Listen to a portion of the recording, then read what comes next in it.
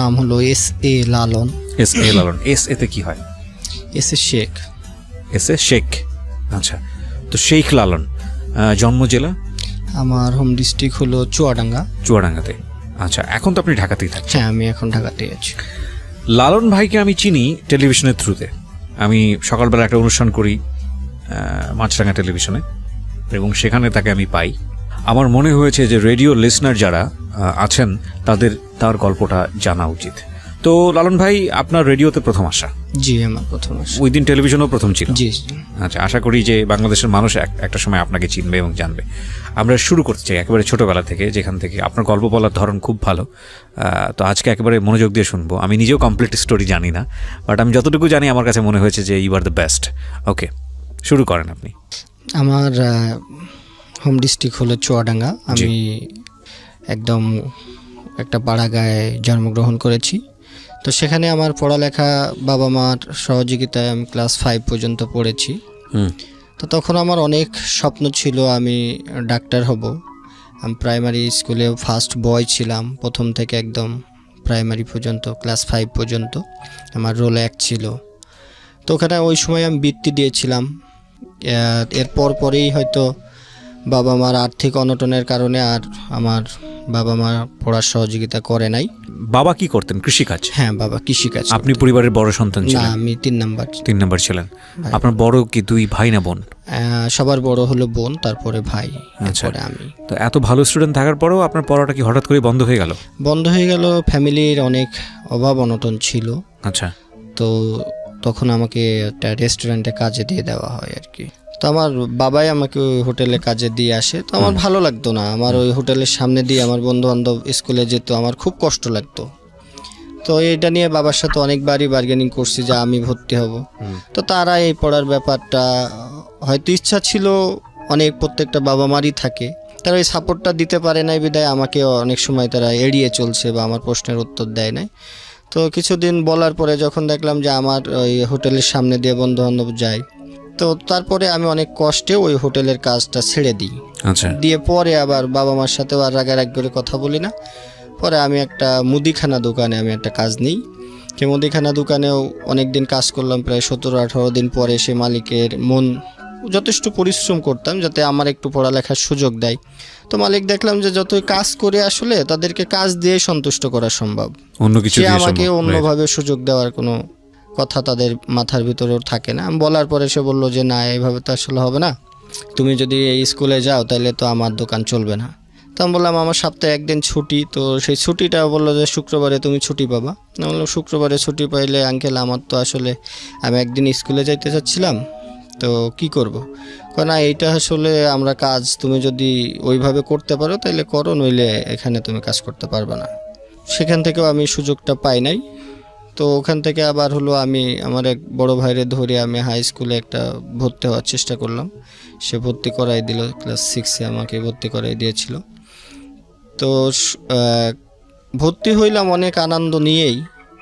ভর্তি হওয়ার পরে প্রতিদিন যে ক্লাসে যাব সেই সৌভাগ্যটুকু আমার হলো না। সবাই যেত প্রতিদিনের মতোই, আমার কষ্ট লাগতো যে ক্লাসে যাইতে পারছি না, কাজ করব, কাজ তুলে আবার ওইদিকে বাসায়ও ওইভাবে দেখা যাচ্ছে সম্পর্কটা, আমি বাসার উপরে খুবই অভিমান আমার।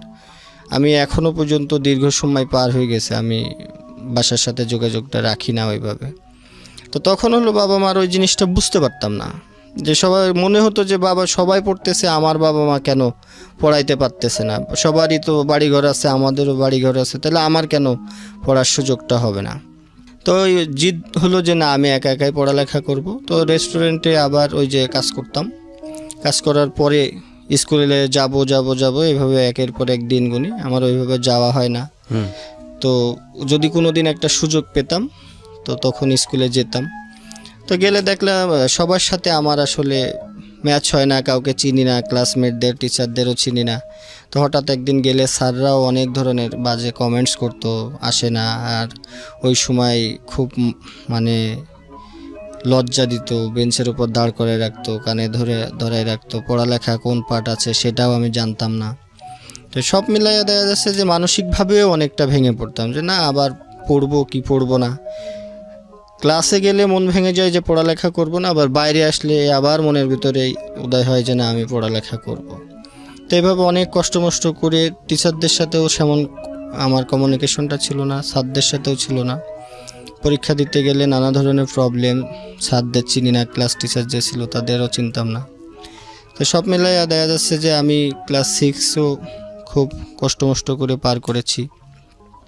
পরীক্ষার সময় গেলে স্যারদের নানান রকমের সমস্যা ছিল যে ক্লাসে প্রেজেন্ট হয় না, তার তো পরীক্ষা নেওয়া যাবে না।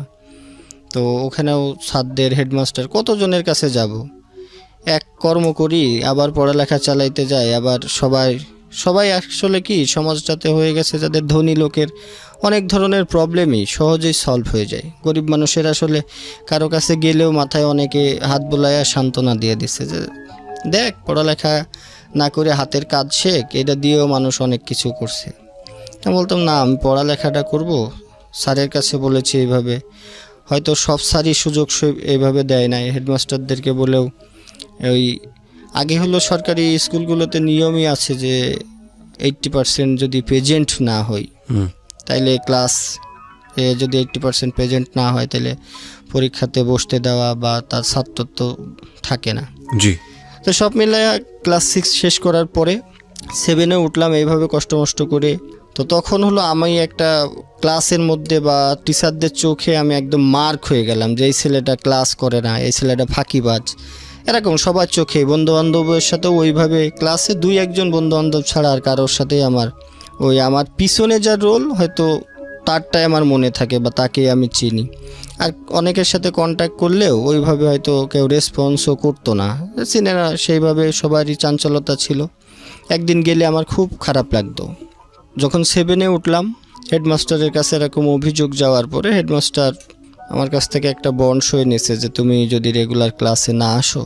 তো স্যারদের যে চিন্তাধারা ভুল ছিল সেটাও আমি বলবো না, হয়তো মনে করতো যে আমি আর 5টা ছেলে মেয়ের মতো হয়তো স্কুল ফাঁকি দিতাম, কিন্তু স্কুলে যাওয়ার আমার একটা প্রচুর ইচ্ছা ছিল, কিন্তু আমি কোনোভাবেই এই দিনটাকে সামনে আনতে পারতাম না। কাজ করতে হয়, আর ওই সময় কাজের পরিমাণটা এত বেশি ছিল যে 8 ঘন্টা কি 10 ঘন্টা, সকালবেলা গেছি 8টার সময় দোকানে ঢুকলে পরেও 10টা বেজে যেত, কোনো ছুটির কোনো সুযোগ নাই।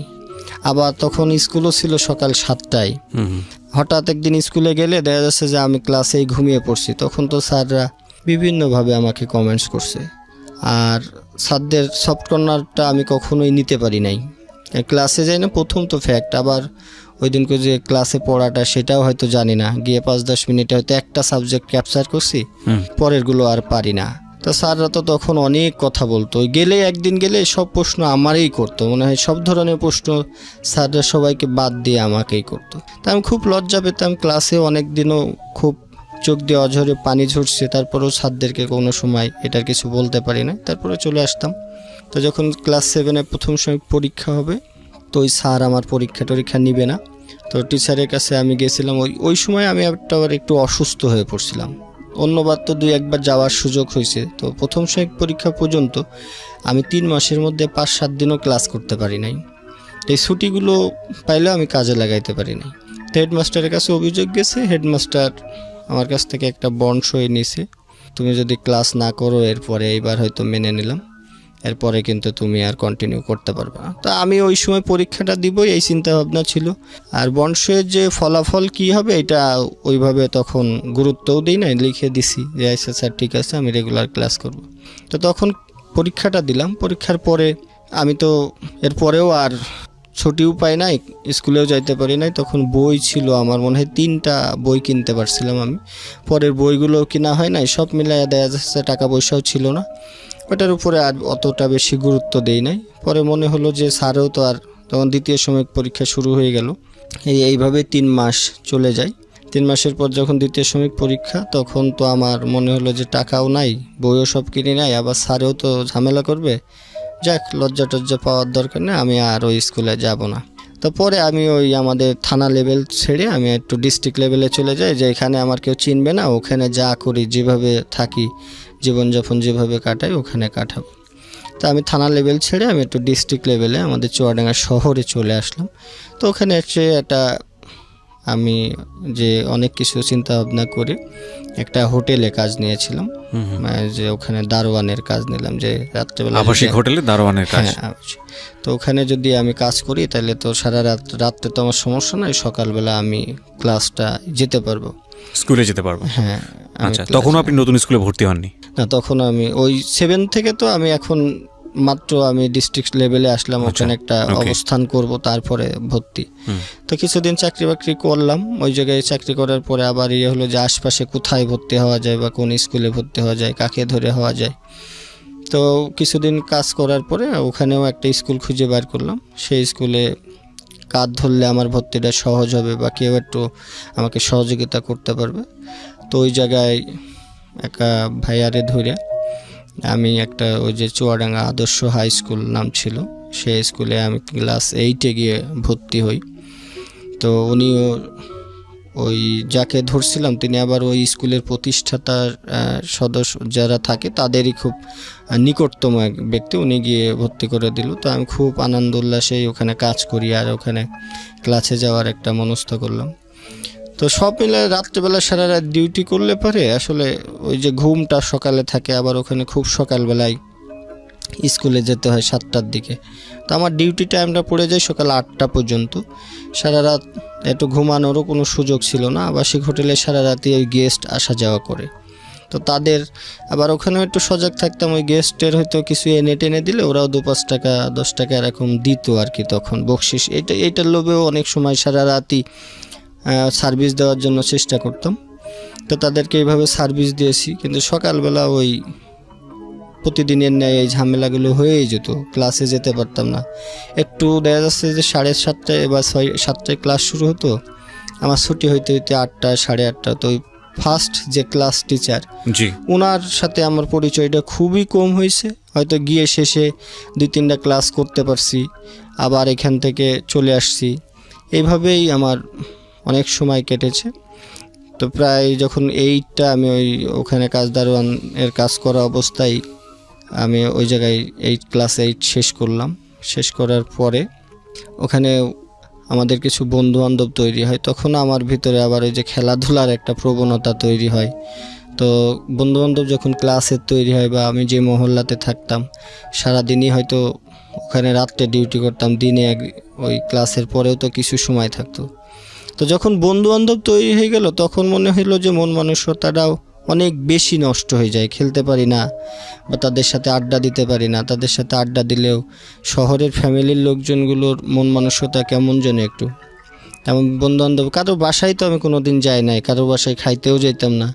তাদের সাথে খেলতাম, অনেক বাবা মাই তার বন্ধুবান্ধব যারা ছিল তাদেরকে বকাঝকা করছে যে ওই ছেলে হোটেলে কাজ করে, তোদের কিসের বন্ধুবান্ধব, হ্যাঁ ওর সাথে মেশা যাবে না।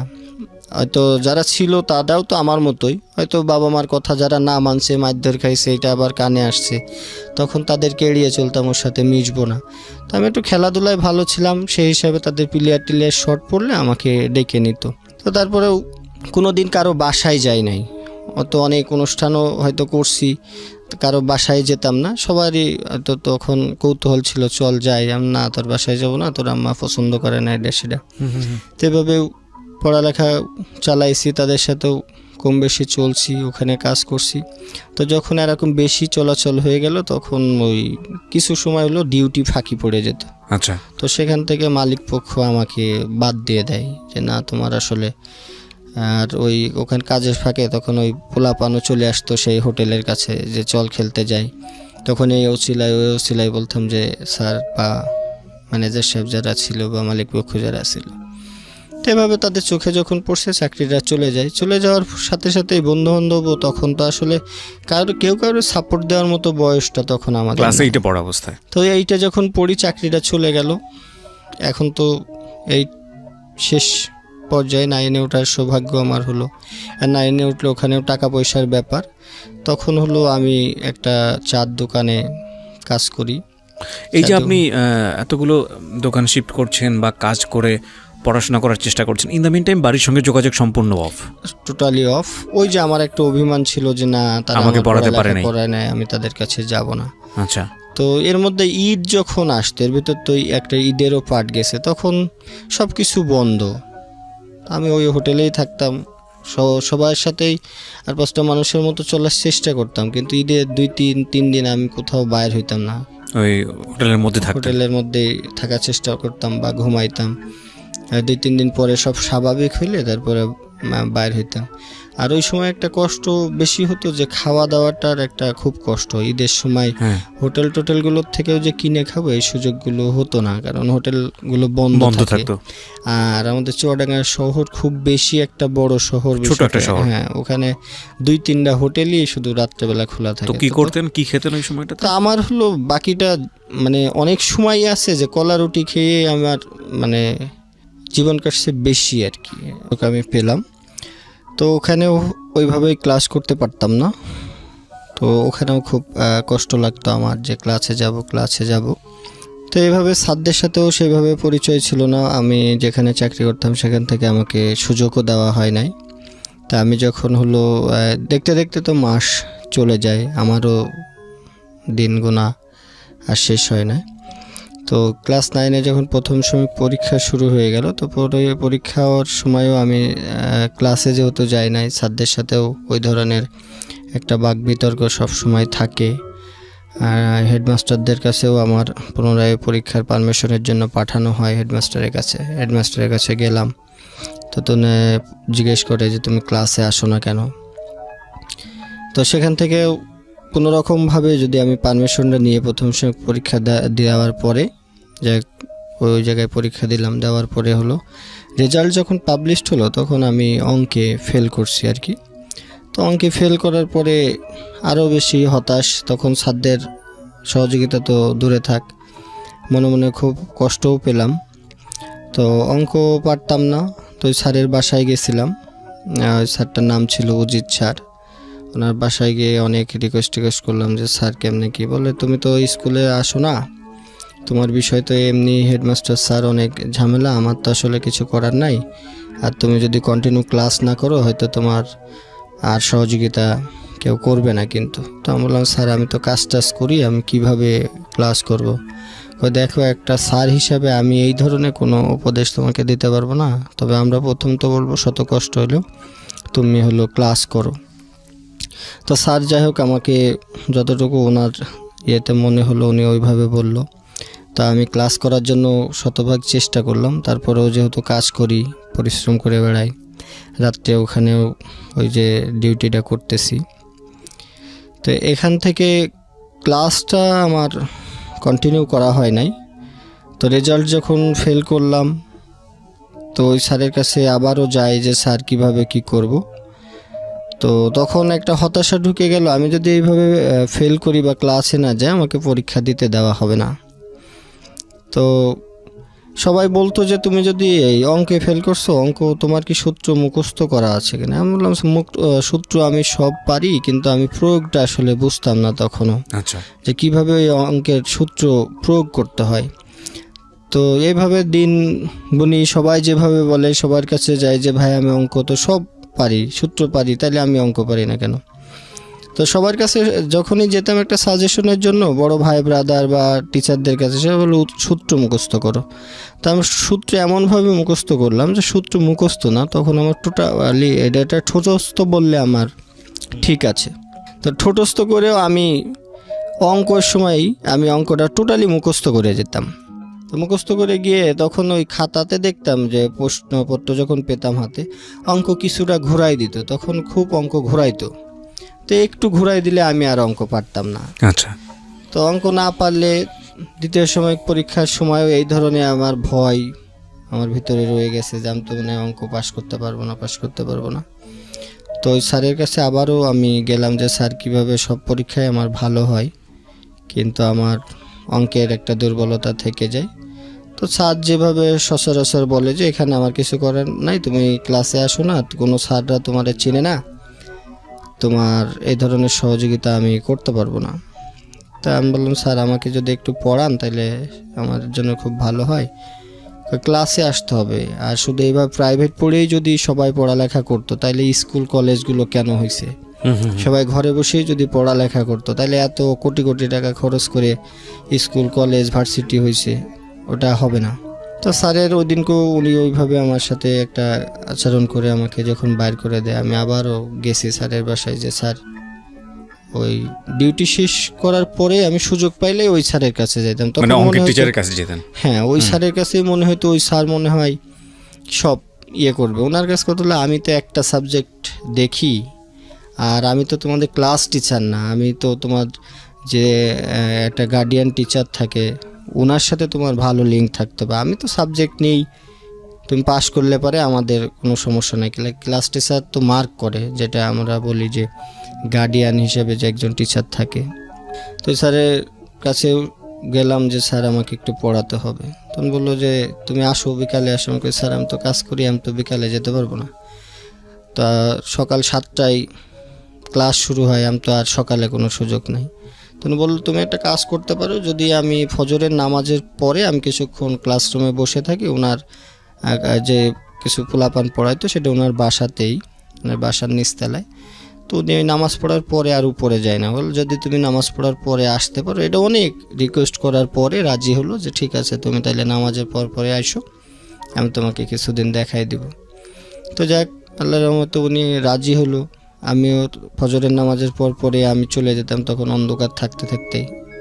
তো স্যার 4-5 দিন যখন অঙ্ক করায়, তো আমাদের জিজ্ঞেস করলো তোমার সমস্যাটা কি, এই অঙ্ক তুমি হুবহুব তো পারতেছো। আমাকে স্যার অঙ্ক আমি পারা বলতে কি, আমি এই অঙ্ক সব মুখস্থ করে আসছি স্যার, আপনি যেটাই দিবেন আমার মুখস্থ।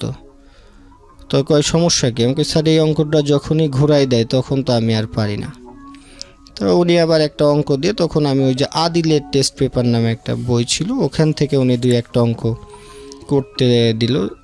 তো ওইটার থেকে হুবহুব যদি থাকে, আমি টেস্ট পেপার বলেন বা সমাধান যে বইগুলো আছে সবই আমি ফলো করতাম। রাত্রেবেলা যখনই সুযোগ পাইতাম মনে হতো যে আমার এই পড়ালেখাটা বা আমি যদি পাশ করতে না পারি, স্যারদের কাছ থেকেও আমি কোনো রকম সহযোগিতা পাবো না। তো অনেক সমাধান বইও আমার কাছে ছিল। আদিলের টেস্ট পেপারে এমন কোনো অঙ্ক ছিল না যে আমার নজরের বাইরে বা আমি মুখস্থ করি নাই। কিন্তু তখন কী হতো যে হুবহুব বইয়ের সাথে মিলতো না, কিছুটা হলে চেঞ্জ করে দিত। আচ্ছা। তো স্যারও 2-3 দিন আমার এই প্রবলেমটা উনি ধরতে পারে নাই। পরে যখন আমি বললাম যে স্যার আমি আসলে কিন্তু অঙ্ক সব মুখস্থ করে আসি, আপনি আমাকে যেইটাই দেন এই আদিল থেকে দেন আর এই সমাধান থেকে দেন, আমার কিন্তু হবে, কিন্তু পরীক্ষার খাতায় যদি চেঞ্জ হয় আমি পারি না। পরে স্যার বললো তুমি কি বুঝো না? আমাকে স্যার এই যখন আপনারা সূত্রটা যে প্রয়োগ করেন এইটা আসলে আমি বুঝি না, কিভাবে একটা সূত্র আপনারা দিচ্ছেন, আমি দিলে হয় না। তো উনি আমার তখন ওই সূত্রটা আমাকে বুঝাই দিল যে এইভাবে সূত্র প্রয়োগ করলে তুমি অঙ্ক করতে পারবে। ওকে। তো আমি ওভারঅল 10-12 দিনের মধ্যেই আল্লাহর রহমতে অঙ্কটা আমার নিয়ন্ত্রণে নিয়ে নিলাম। তারপরের থেকে ওনার কোচিংয়েও আমি যে সকালবেলা যারা আসতো তাদেরকে ম্যাথটা করানোর, মানে যে অঙ্কে আপনি ফেল করতেন সে অঙ্কে আপনি এখন আমি টিচারের তখন- জায়গায় জায়গা নিয়ে নিলেন। ওকে। তো স্যারও আমাকে ওই সুযোগটা দিয়েছিল তখন। কিন্তু তখন কিছুদিন আমার খুব মনের মধ্যে আনন্দ, এরপরে আবার ওখান থেকে চলে এসে আবার সেই কর্মব্যস্ত জীবন, কর্ম করতে হয়। 9 এইভাবে গেল। কিন্তু ক্লাসের ব্যাপারগুলোতে আমাকে প্রতিদিনই অপমান হতে হয়েছে, যে যেদিন কই গিয়েছি টিচাররা হয়তো চিনে না, অপমান করছে, দাঁড় করায় রাখছে। সাবজেক্টগুলো পড়াও অনেক সময় পারি না বলতে কি আমি তো জানিই না যে আজকে কি পড়া হবে। তো সবাই গিয়ে হাসাহাসি করতো, অপমানই করতো। স্যাররা যদি কিছু বলতো তো যারা আমাদের ক্লাসমেট ছিল তারা খুব হাসতো। তো আমি পিছনে গিয়ে বসতাম, আর স্যাররা দেখি মার্ক করে সব আমাকেই বেশি জিজ্ঞাসাবাদ বেশি করতো আর কি। কেউ জানতো না আপনার স্টোরিগুলো, রাইট? আমি কারো কাছে বলতাম না, আমি সবসময় চুপচাপ থাকার জন্য চেষ্টা করতাম। আর যেহেতু রেগুলার যেতে পারি না, এমনিতেই হলো মনটা খুব ছোট থাকে। আবার ওই যে কিছু বন্ধু বান্ধব থাকে, তাদের আনন্দ উল্লাস থাকে, আমি হয়তো সেভাবে একই ক্লাসমেট হইলেও অনেকেই ইগনোর করে যারা বাস্তবভাবে চলাচল করছে। হয়তো যদি আপনি আর 5টা মানুষের মতো সমান তালে যাইতে না পারেন, এটা বাস্তব জীবনটা আসলে একটু অনেক বেশি সত্য কথা, বেশি কঠিন। তো এভাবে অনেক আমি প্রত্যেকটা ধাপ পার হইতে হইলে আমাকে অনেক জনের কাছে অনুরোধ, বিনয়, তাদের কাছে রিকোয়েস্ট, ক্লাসে যায় নাই, এই ধরনের জটিলতা আমার জীবনে সবসময়ই রয়ে গেছে।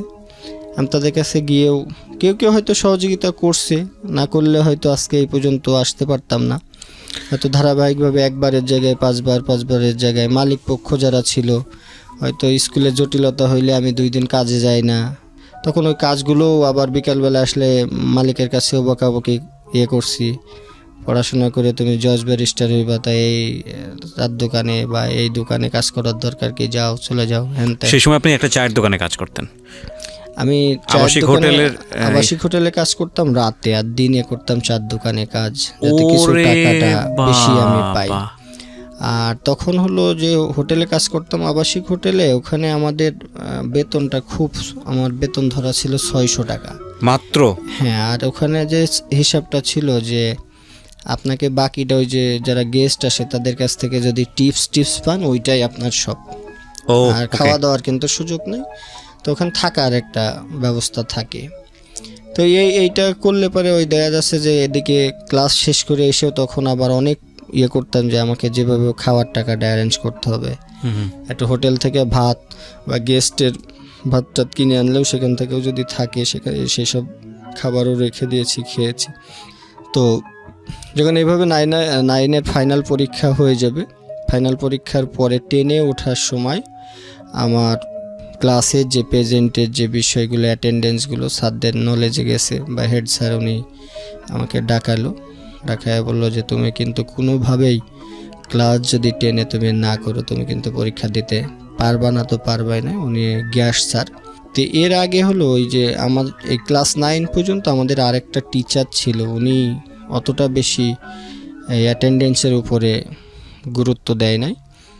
তো ক্লাস 10-এ যখন উঠি তখন গিয়াস স্যার নামে একজন স্যার ওখানে আসলো। উনি প্রথম এসে অনেক বেশি মানে পুরা স্কুলের একটা ডিসিপ্লিন চেঞ্জ করার বা পড়ালেখা ভালো করার একটা উদ্যোগ নিল। আচ্ছা, নেওয়ার পরে আমি যখন এই 10-এ উঠলাম, আমার তো ক্লাসে যাওয়ার কোনো সুযোগ হলো না। তো এইভাবে প্রথম সময় পরীক্ষা হলো, দিলাম। সেখানেও হয়তো স্যার যারা ছিল তারা হয়তো একটু সফট কর্নার দেখাইলেও বা গিয়ে কোনো রকম পরীক্ষাটা দিয়ে আমি চলে আসছি। কিন্তু যখন ফাইনাল পরীক্ষা, আমাদের যেটা টেস্ট পরীক্ষা বলে, ওই সময় গিয়ে আমারে টোটালি আটকাই দিল স্যার। কি জন্যে? ওই যে স্কুলে আমার যাতায়াত নাই, উনি কোনো রকমভাবেই আমাকে টেস্ট পরীক্ষায় বসতে দিল না। বসতে না দেওয়াতে আমি 3 দিন ওনার বাসায় গেছি যে স্যার আমি কাজ করি, আমার এরকম ওনার পায়ে পর্যন্ত ধরেছি, উনি আমাকে কোনোভাবেই সেই টেস্ট পরীক্ষা উনি আমাকে দিতে দেয় নাই। তো দিল না শেষ পর্যন্ত? উনি দিতে দেয় নাই। ওকে। তো খুব কষ্ট পাইলাম। রাত্রেবেলা গেছি ওনার বাসায়, বসে থাকতাম যে স্যার, সারাদিন উনি স্কুলে থাকতো, আমি সারাদিন গিয়ে ওনার বাসায় সামনে গুড় করতাম। টেস্ট পরীক্ষা দেওয়ার আর সুযোগ হলো না, উনি পারমিশন দেয় নাই। তো সেই বছর আমার গ্যাপ গিয়েছে, আমি কোনোভাবেই ওই টেস্ট পরীক্ষা কিন্তু দিতে পারি নাই।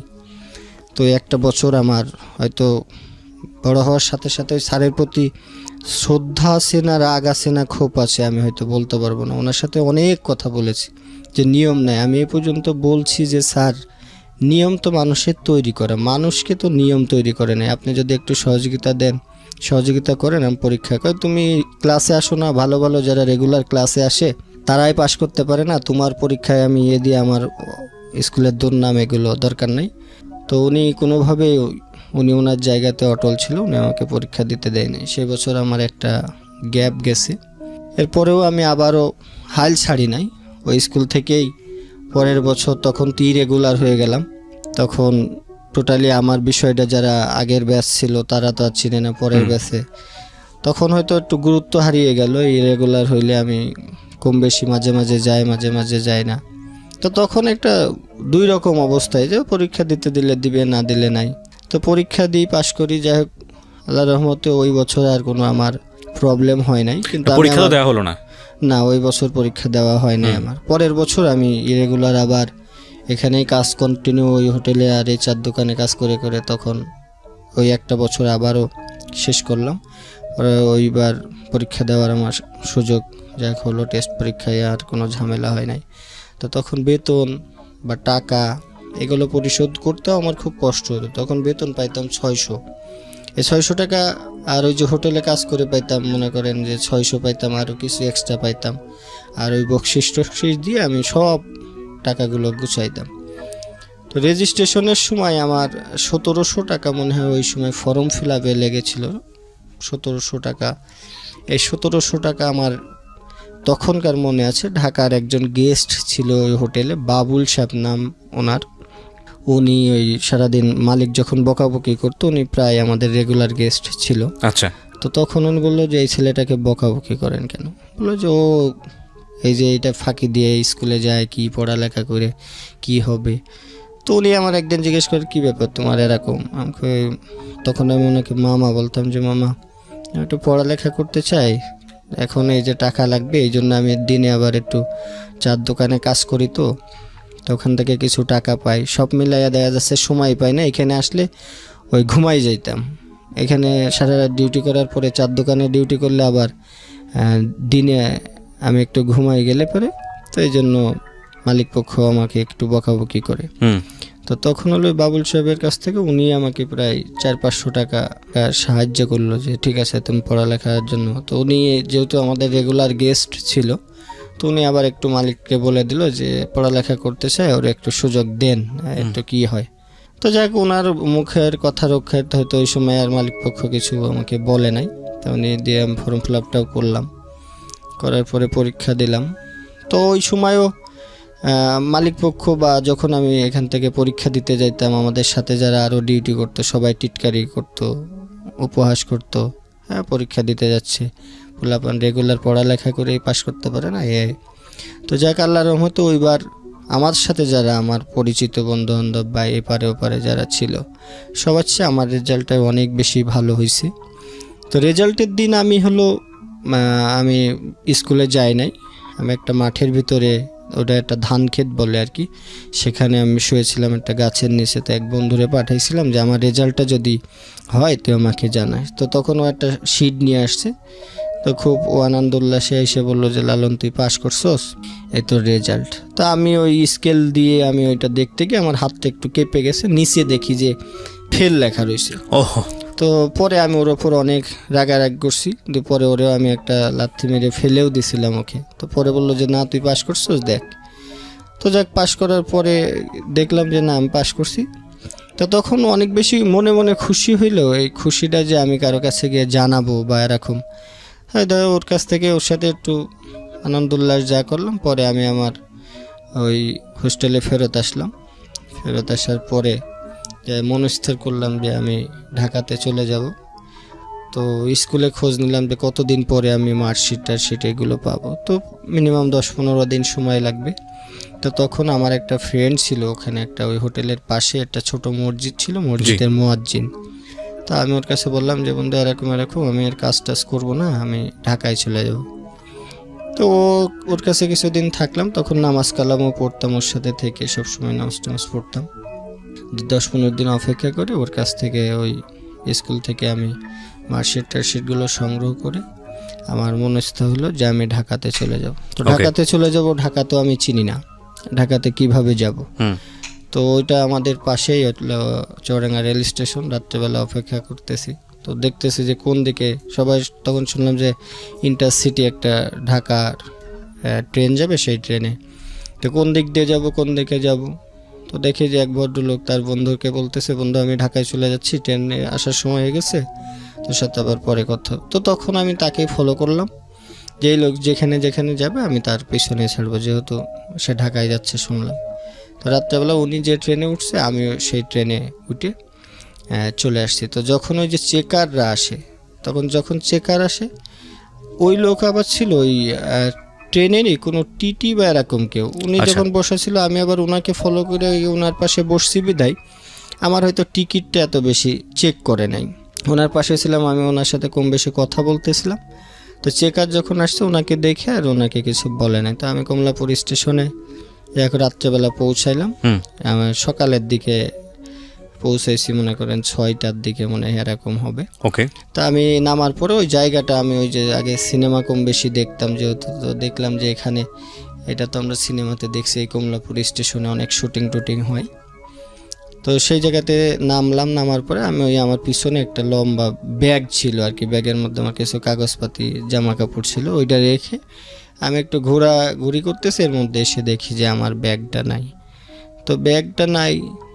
অনেক খোঁজাখুঁজি করার পরে তখন খুব কষ্ট লাগলো। তখন আমার কাছে মাত্র 33 টাকা মতো রয়েছে।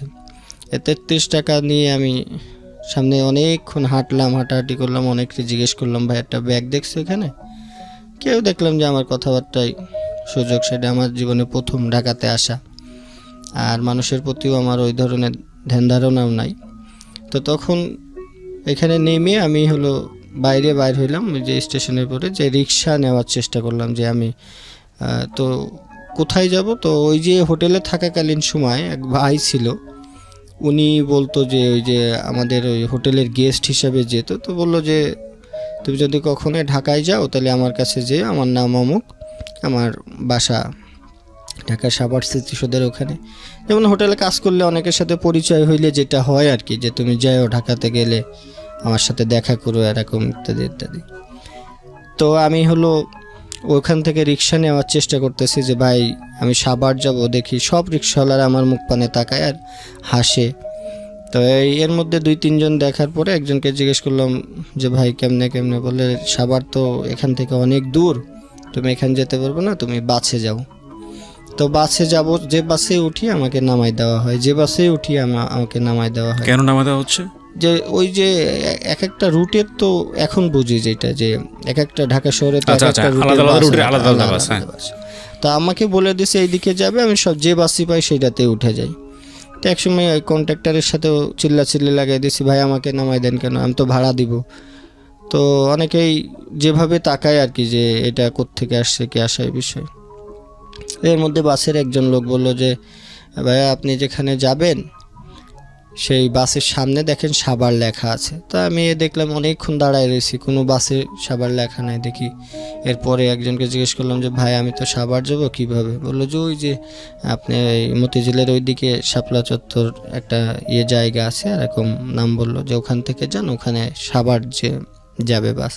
তো গিয়ে আমি ওখানে দাঁড়াইলাম, দিয়ে দেখি যে বাসের পিছনে বা সামনে সাভার লেখা আছে সেই বাসে আমি তখন সাভার তো বলতে আমরা যেটা বুঝি, আমি ওই বাসে উঠলাম, উঠে তার সাথে কথাবার্তা, যে এখন ভাড়া দিব কত চাই না বেশি চাই, আমার মনের মধ্যে একটা টাকাও বেশি নাই। তো অনেকের ফলো করতেছি যে কে কত দেয়, আমিও সেটা দিব। তো তাকে জিজ্ঞেস করলাম, সে আমার কাছে কয় টাকা যেন রাখছিল। তো রাখার পরে আবার সাভার গিয়ে নামলাম। সাভার গিয়ে এখন মনে আছে আমার রাজ্জাক প্লাজার সামনে গিয়ে আমাকে নামাই দেওয়া হলো। তো ওখানে গিয়ে অনেক মানুষকে জিজ্ঞেস করি যে ভাই এখানে স্মৃতিসৌধ কোথায়? কয় নবীনগর। তো আমি কই নবীনগর না ভাই, সাভার একটা স্মৃতিসৌধ আছে। তো কেউই আমার এই কথাটাকে গুরুত্ব দেয় না যে কিসের সাভার স্মৃতিসৌধ আছে। তো আমি এক চার দোকানদারে গিয়ে বললাম যে ভাই এখানে স্মৃতিসৌধটা কোথায়? কয় এখানে তো নয়, নবীনগর স্মৃতিসৌধ। না ভাই সাভারের স্মৃতিসৌধ আছে, আমার এক ভাই ঠিকানা দিয়ে আসছে। তো উনি অনেকেই এই কথাগুলো শোনার পরে বিরক্তি হয়ে আমাকে দেখা যাচ্ছে সেইভাবে কোনো সদুত্তর দেয় না। তো চার দোকানদারের কাছে গেলেও সে এক কাপ চা খাইলে হয়তো সে আমার কথা শুনবে। আমি ওনার কাছে একটা চা খাইলাম, খাওয়ার পরে আস্তে করে জিজ্ঞেস করলাম যে ভাই এরকম এরকম আমি খুব বিপদে আছি, আমার ভাই একটা ঠিকানা দিয়ে আসছে এরকম সাভার স্মৃতিসৌধের পাশে তার বাসা, আমি এখন যাব। তখন বেলা 2টা বেজে গেছে, আমার খুব ক্ষুধাও লাগছে, সারা রাত না খাওয়া ছিলাম। তখন বললো যে দেখো ভাই এখানে সাভার স্মৃতিসৌধ বলে কিছু নাই, ঢাকার বাইরে যারা যায় তারা মূলত ওই স্মৃতিসৌধকে সাভার স্মৃতিসৌধই বলে। তুমি এখান থেকে বাসে উঠে নবীনগর যাও। তা আমি ওনার কথা মতো বাসে উঠে সেই নবীনগর স্মৃতিসৌধের ওখানে গেলাম। গিয়ে ভাই যে তথ্যটা দিয়ে আসছিল ওনার উপরে আমার ভরসাটা ছিল যে ওনার বাসায় গিয়ে অন্তত উনি যেহেতু ঢাকার থেকে ওখানে যাওয়ার পরে খুব ভালোবাসতো, তো উনি যেভাবে ঠিকানা দিয়ে আসছিল যে সাভার স্মৃতিসৌধের পাশে একটা গলি আছে, সেই গলির পাশে ওনার বাসা। তা আমরা যেহেতু পাড়া গায়ে বড় হয়েছি, তা আমরা মনে করছি যে নাম বললেই হয়তো চিনবে বা বাসা একটা সবাই চিনার কথা।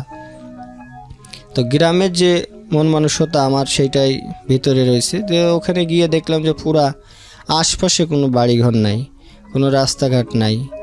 তো সন্ধ্যা হয়ে গেল, খুঁজতে খুঁজতে তার অপেক্ষায় সাভার স্মৃতিসৌধের সামনে অনেকক্ষণ অপেক্ষা করলাম যে যদি তাকে দেখতে পাই। অনেককে জিজ্ঞেস করলাম, উনি যে ঠিকানা দিয়েছে সেই ঠিকানার সাথে মিলেও না। এরকম করতে করতে সন্ধ্যা যখন হয়ে যায় তখন তো স্মৃতিসৌধের ভিতর থেকে বাইর করে দিল। বাইর করে দেওয়ার পরে এখন কোথায় যাব? সেদিন সন্ধ্যার পরে আবার বৃষ্টিও নামছে, নামার পরে আমি তো আর টাকাও আমার কাছে নাই, ওখান থেকে আমি হাঁটতে হাঁটতে হাঁটতে হাঁটতে একদম সাভারে আসলাম, রাজ্জাক প্লাজার এই জায়গাতে আসলাম। তখন রাত্র প্রায় 12টা বাজে। তো ওখানে এসে আমি রাজ্জাক প্লাজার সামনে একটা বেঞ্চেতে বসেছিলাম। তো বসে থাকার পরে আমার ওখান থেকে দারোয়ানরা আমারে উঠাই দিল যে এখানে বসা যাবে না। তো সাইড গিয়ে আবার আরেকটা জায়গায়, ওইটা রাজ্জাক প্লাজার পাশে মাহাতাব প্লাজা আছে, ওর পাশে একটা গলি দেখলাম যে রাত্রেবেলা অনেক লোকজনের আসা যাওয়া। আমি ওখানে বসলাম। তো ওখানে বসার পরে ওই জায়গাটা ছিল একটু খারাপ, কিছু অসামাজিক কার্যকলাপ ওই জায়গায় হতো। তা আমার এগুলো তখন তো জানা ছিল না। আমি ওই জায়গায় গিয়ে বসছি, তখন ওই দারোয়ান আমাকে উঠাই দেয় যে এখানে বসা যাবে না, যাও। বসা যাবে না এই কারণ তখন আমি তো ছোট ছিলাম, আমার পরনে একটা ট্রাউজার ছিল আর একটা গেঞ্জি, একটা হলুদ কালারের একটা গেঞ্জি ছিল। তো তখন দেখলাম এক মেয়ে এসে বলল যে ও বসে রয়েছে, সমস্যা কি, বৃষ্টির মধ্যে কোথায় যাবে। তো দারোয়ান দেখলাম তার সাথে কি বলা কাওয়া করলো, করার পরে বললো যে না থাক। তো আমি আবার সেই মেয়েটা আমাকে জিজ্ঞেস করলো কি সমস্যা তোমার।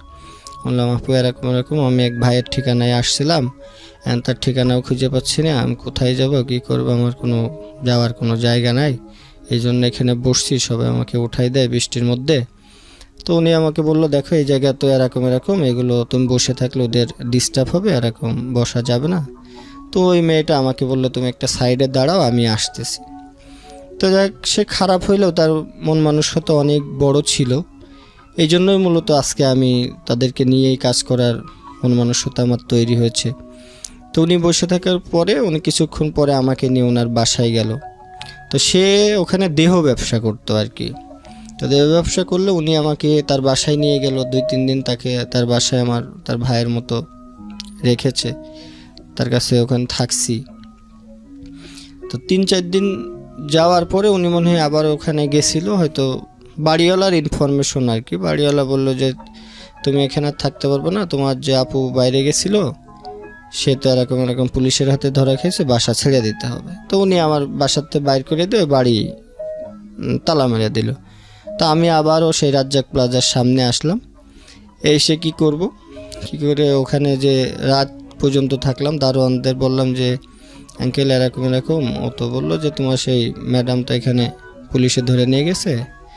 তা বললাম যে আমার তো যাওয়ার কোনো জায়গা নাই, আমার একটা চাকরি বাকরি দিবেন। এটা কাকে বললেন? আমি ওই যে দারোয়ানকে, রাইট, হ্যাঁ, রাজ্জাক প্লাজার নিচে যারা ডিউটি করতো। বললো তুমি তো ছোট, দারোয়ানের চাকরি তো ঢাকাতে আসলে ওইভাবে হয় না। বয়স কত তখন আপনার? বয়স তখন তো ম্যাট্রিকটা পাস করছি, হয়তো 14-15 এরকম হবে। আর তখন আমি খুব শুকনা ছিলাম আর কি। এখনো যে খুব মোটা তা কিন্তু না। ওকে। তো ওখানে আমি বললো যে এরকম ঠিক আছে তোমার ওই, সেদিন আবার ওই জায়গার একটা কমিশনার এরিয়া ছিল, তো দারোয়ানকে যেন আসে নাই। তা আমাকে বললো যে ঠিক আছে তুমি এখানে।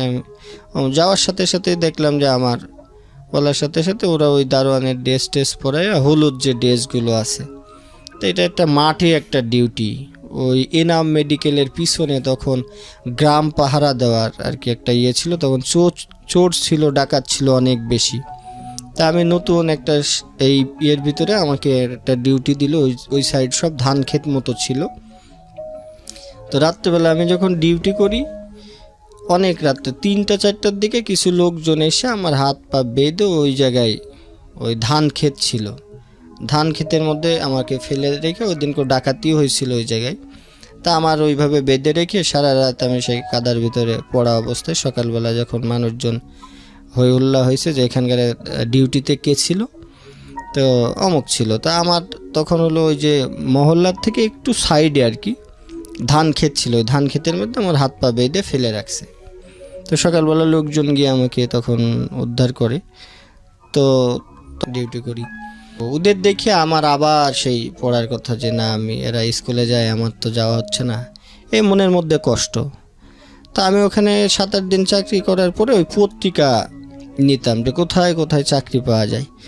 তো দেখতাম যে সবার যে রিকোয়ারমেন্টস আছে তার সাথে আমারটা যায় না, মিলে না। ওই সারাদিন ঘোরাফেরা করার পরে ওদের বাসাতেই আমার দিনে ডিউটি ছিল, আমি ওখানে ডিউটি করতাম। আর সন্ধ্যার পরে যদি ওই যে আরেকটা দারোয়ান আসার পরে আমার ছুটি হয়ে যেত। তো রাত্রেবেলা ওখানেই থাকতাম। থাকার পরে আমি তখন ওই চাকরির সন্ধান করি যে না আমি এখানে, তো তখন আবার ছিল যে ঢাকা, এটা তো ঢাকা না, এটা সাভার, আমি ঢাকায় চলে যাব। তখন মনে হতো ঢাকাতে মনে হয় কী একটা বিষয়, তো সবাই জিজ্ঞেস করো ভাই ঢাকায় যাবো, এটা তো ঢাকা না, ঢাকা আরও সামনে, এটা তো সাভার। তো নামের সাথেও একটা যে না আমি তাহলে তো সাভার থাকবো না, আমি ঢাকায় যাব। তো ওখান থেকে একদিন করে দেখলাম যে একটা বিজ্ঞাপন আছে যে একটা প্রবীণ ব্যক্তিকে দেখাশোনা করার জন্য একটা এত থেকে এত বছরের একটা ছেলে লাগবে। তো প্রবীণ বলতে আমি আসলে তখন ওইভাবে বিষয়টা প্রবীণ না নবীন এরকম বুঝতে পারি না, গিয়ে দেখলাম যে মতিঝিল একটা বাসা, তো ওই ব্যক্তিকে দেখাশোনা করার জন্য আমি ইন্টারভিউ দিতে গেলাম। তো ওরা আমাকে নিতে চাইলো, তো দেখলাম এক বৃদ্ধ লোককে দেখাশোনা করতে হবে। উনি হলো আমাদের এক ভাষা সৈনিক ছিল, কি যেন নামটা ছিল ওনার। তো ওনার অনেক কষ্টের কথা শুনলাম, ওনার 2টা ছেলে মেয়ে ব্যারিস্টার, ওনার বই, ওনার নামটা আতার হোসেন না কি যেন একটা নাম ছিল, যার ওনার ভাষা সৈনিকদের নামের ভিতরে আমি বইতে পড়েছি। তখন ওনার কাছে বললাম, তো উনি বললো হ্যাঁ আমার আজকে এই পরিণত, ওনার জীবন কাহিনীটাও অনেক কষ্টের, উনি লাস্টে জীবনযাপন করেছে, বাবা মা তাদের ছেলে মেয়েও মানুষ করেছে, কিন্তু তার দেখাশোনার জন্য বাইরের লোকজন নিয়ে। তো উনি আমার সাথে অনেক কষ্ট শেয়ার করছে যে দেখো আজকে তোমরা হয়তো বইতে আমার কথা পড়েছো, কিন্তু আমার বাস্তব জীবন হলো এই। তো ওনার কষ্টের কথা শুনে আমার একটু তখন যে নিজের এই কষ্টের কথাটা আমার মনে হলো না, ওনার ওষুধ টাইমলি খাওয়ানো এটা সেটা দেখতাম। তো 4-5 দিন পরে ওই জায়গায় আমার কেন যেন মানে বন্দি একটা রুমের মধ্যে সারা দিন, আর ওনার ওই ওষুধপত্রগুলো হলো টাইম টু টাইম খাওয়াইতে হতো। তা আমি ওখানে ছিলাম না, ওখান থেকে যে বাসার থেকে একদিন বাইর হয়েছি পরে ওই জায়গাটা আর আমি চিনতে পারি নাই, ওনার বাসায় যে ফেরত যাব আর বাসাও খুঁজে পাই নাই। পরে আমি চলে আসি, আমি ওখান থেকে হাঁটতে হাঁটতে হাঁটতে হাঁটতে আমি চলে আসলাম হলো নিউ মার্কেটে এসে তখন আমার কাছে অনেক টাকা পয়সাও নাই। তো কি করব তখন আমি একটা ওই যে মার্কেটে যে ভাত বিক্রি করে যেসব মহিলারা, ওনাদের সাথে এক মহিলার সাথে কথা বললাম যে খালা এরকম ভাত কত, কয় এত টাকা, আমি কয় এরকম, মানে আমার কাছে তো টাকা পয়সা নাই, কয় তাহলে তুই আমার কাছে কাজ করলে তোর থাকা খাওয়া আমি দিব। তো ওনার কাছে আমি তখন ওই যে ভাতের মাথায় করে বওয়ার জন্য ওনার কাজ করলাম। তো ভাত বইয়ে বেড়ানো এটা অনেক কষ্টের, মাথার উপরে 10টা 12টা এরকম টিফিনকার বাটি দিয়ে দিত, এটা বইয়ে সেই মার্কেটে তুলতে হতো, নিচতলা দোতলা মানে যেখানে অর্ডার হতো সেখানে দিতাম। জি। তো যাক হাজার কষ্ট হইলেও সেগুলো আবার এটা বয়ে নিয়ে যাওয়া, আবার এই বাটি নিয়ে যাওয়া, বাটি নিয়ে গিয়ে আবার এগুলো ধোয়া, বাজার সদাই করা, সেগুলো আবার প্রতিদিনই এরকম 17-18 দিন আমি তার কাছে করেছি। এটা আমার নিউ মার্কেটে অনেক জায়গায়, তখন তো সব শহরটাই আমার কাছে অপরিচিত, তখন জানতাম না এটা কোন মার্কেট বা কি। কত সালের গল্প এটা আনুমানিক? এইটা হলো 2006 সালে। 2006 সালে, আজ থেকে 12 বছর আগের গল্প। জি। তো তখন হলো ভাত দিতাম, তো একদিন নিয়ে যেতে যেতে ওই ভাত, আমি খুব জ্বর ছিল আমার, তো ভাত নিয়ে যেতে যেতে আমার এটা এখন মনে আছে, ওই যে নীলক্ষেত মোড়টা পার হইতে গিয়ে আমার ভাতের বাটি কয়টা পড়ে গেছিল আর কি। তো খালা এসেও অনেক রাগারাগি করে আমার ওখান থেকে বাইর করে দেয়।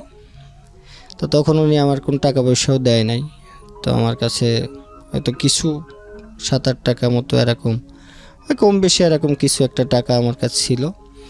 তখন তো বাইরে হওয়ার সুবাদে ওই যে এখানে মার্কেটে যখন ভাত টাত দিতাম, তো তখন যারা কিছু আমরা এসব বিক্রি টিক্রি করে তাদের সাথে আমার মোটামুটি একটা পরিচয়, ভাত দেওয়ার সময় কৌতূহল ছিল মানুষের ভিতরে জানার।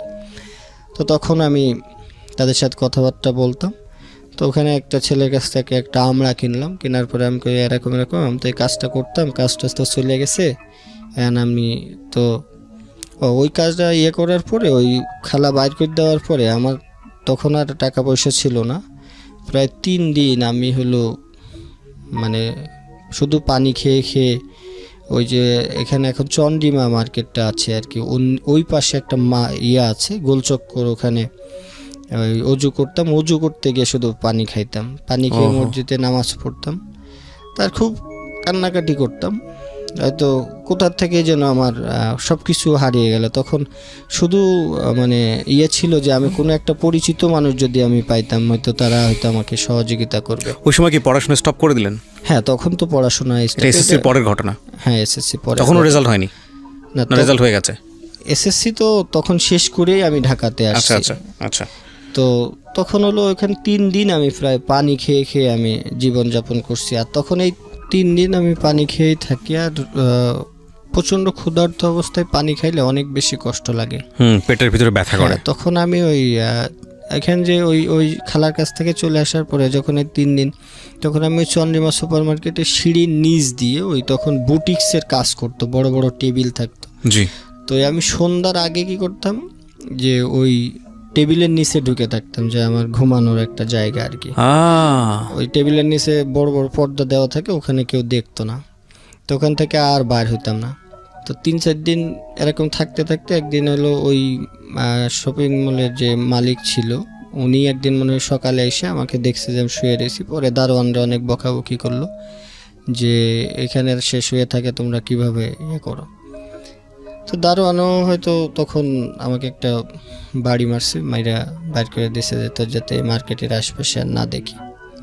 তো তখন আমার ওই যে ড্রেস কোড কিন্তু একটা ছিল, একটা গেঞ্জি আর ট্রাউজার ছিল আমার, ওইটাই থাকতো। হ্যাঁ, ওখানে গোসল টোসল করতেন কোথায়? গোসল করতাম তখন আমার একটা গামছা কিনছিলাম, আর ওই যে ভিতরে এক জামা ওই গোসল করেই ওইটাই ধুয়ে আবার ওইটাই গায়ে দিতাম, ওখানে শুকাইতো, এইভাবে করলাম। তো এইটা ধরা খাওয়ার পরে আমার আর ওই মার্কেটে দেখলে দারোয়ানরা তখন আর আশপাশে ঢুকতে দিত না।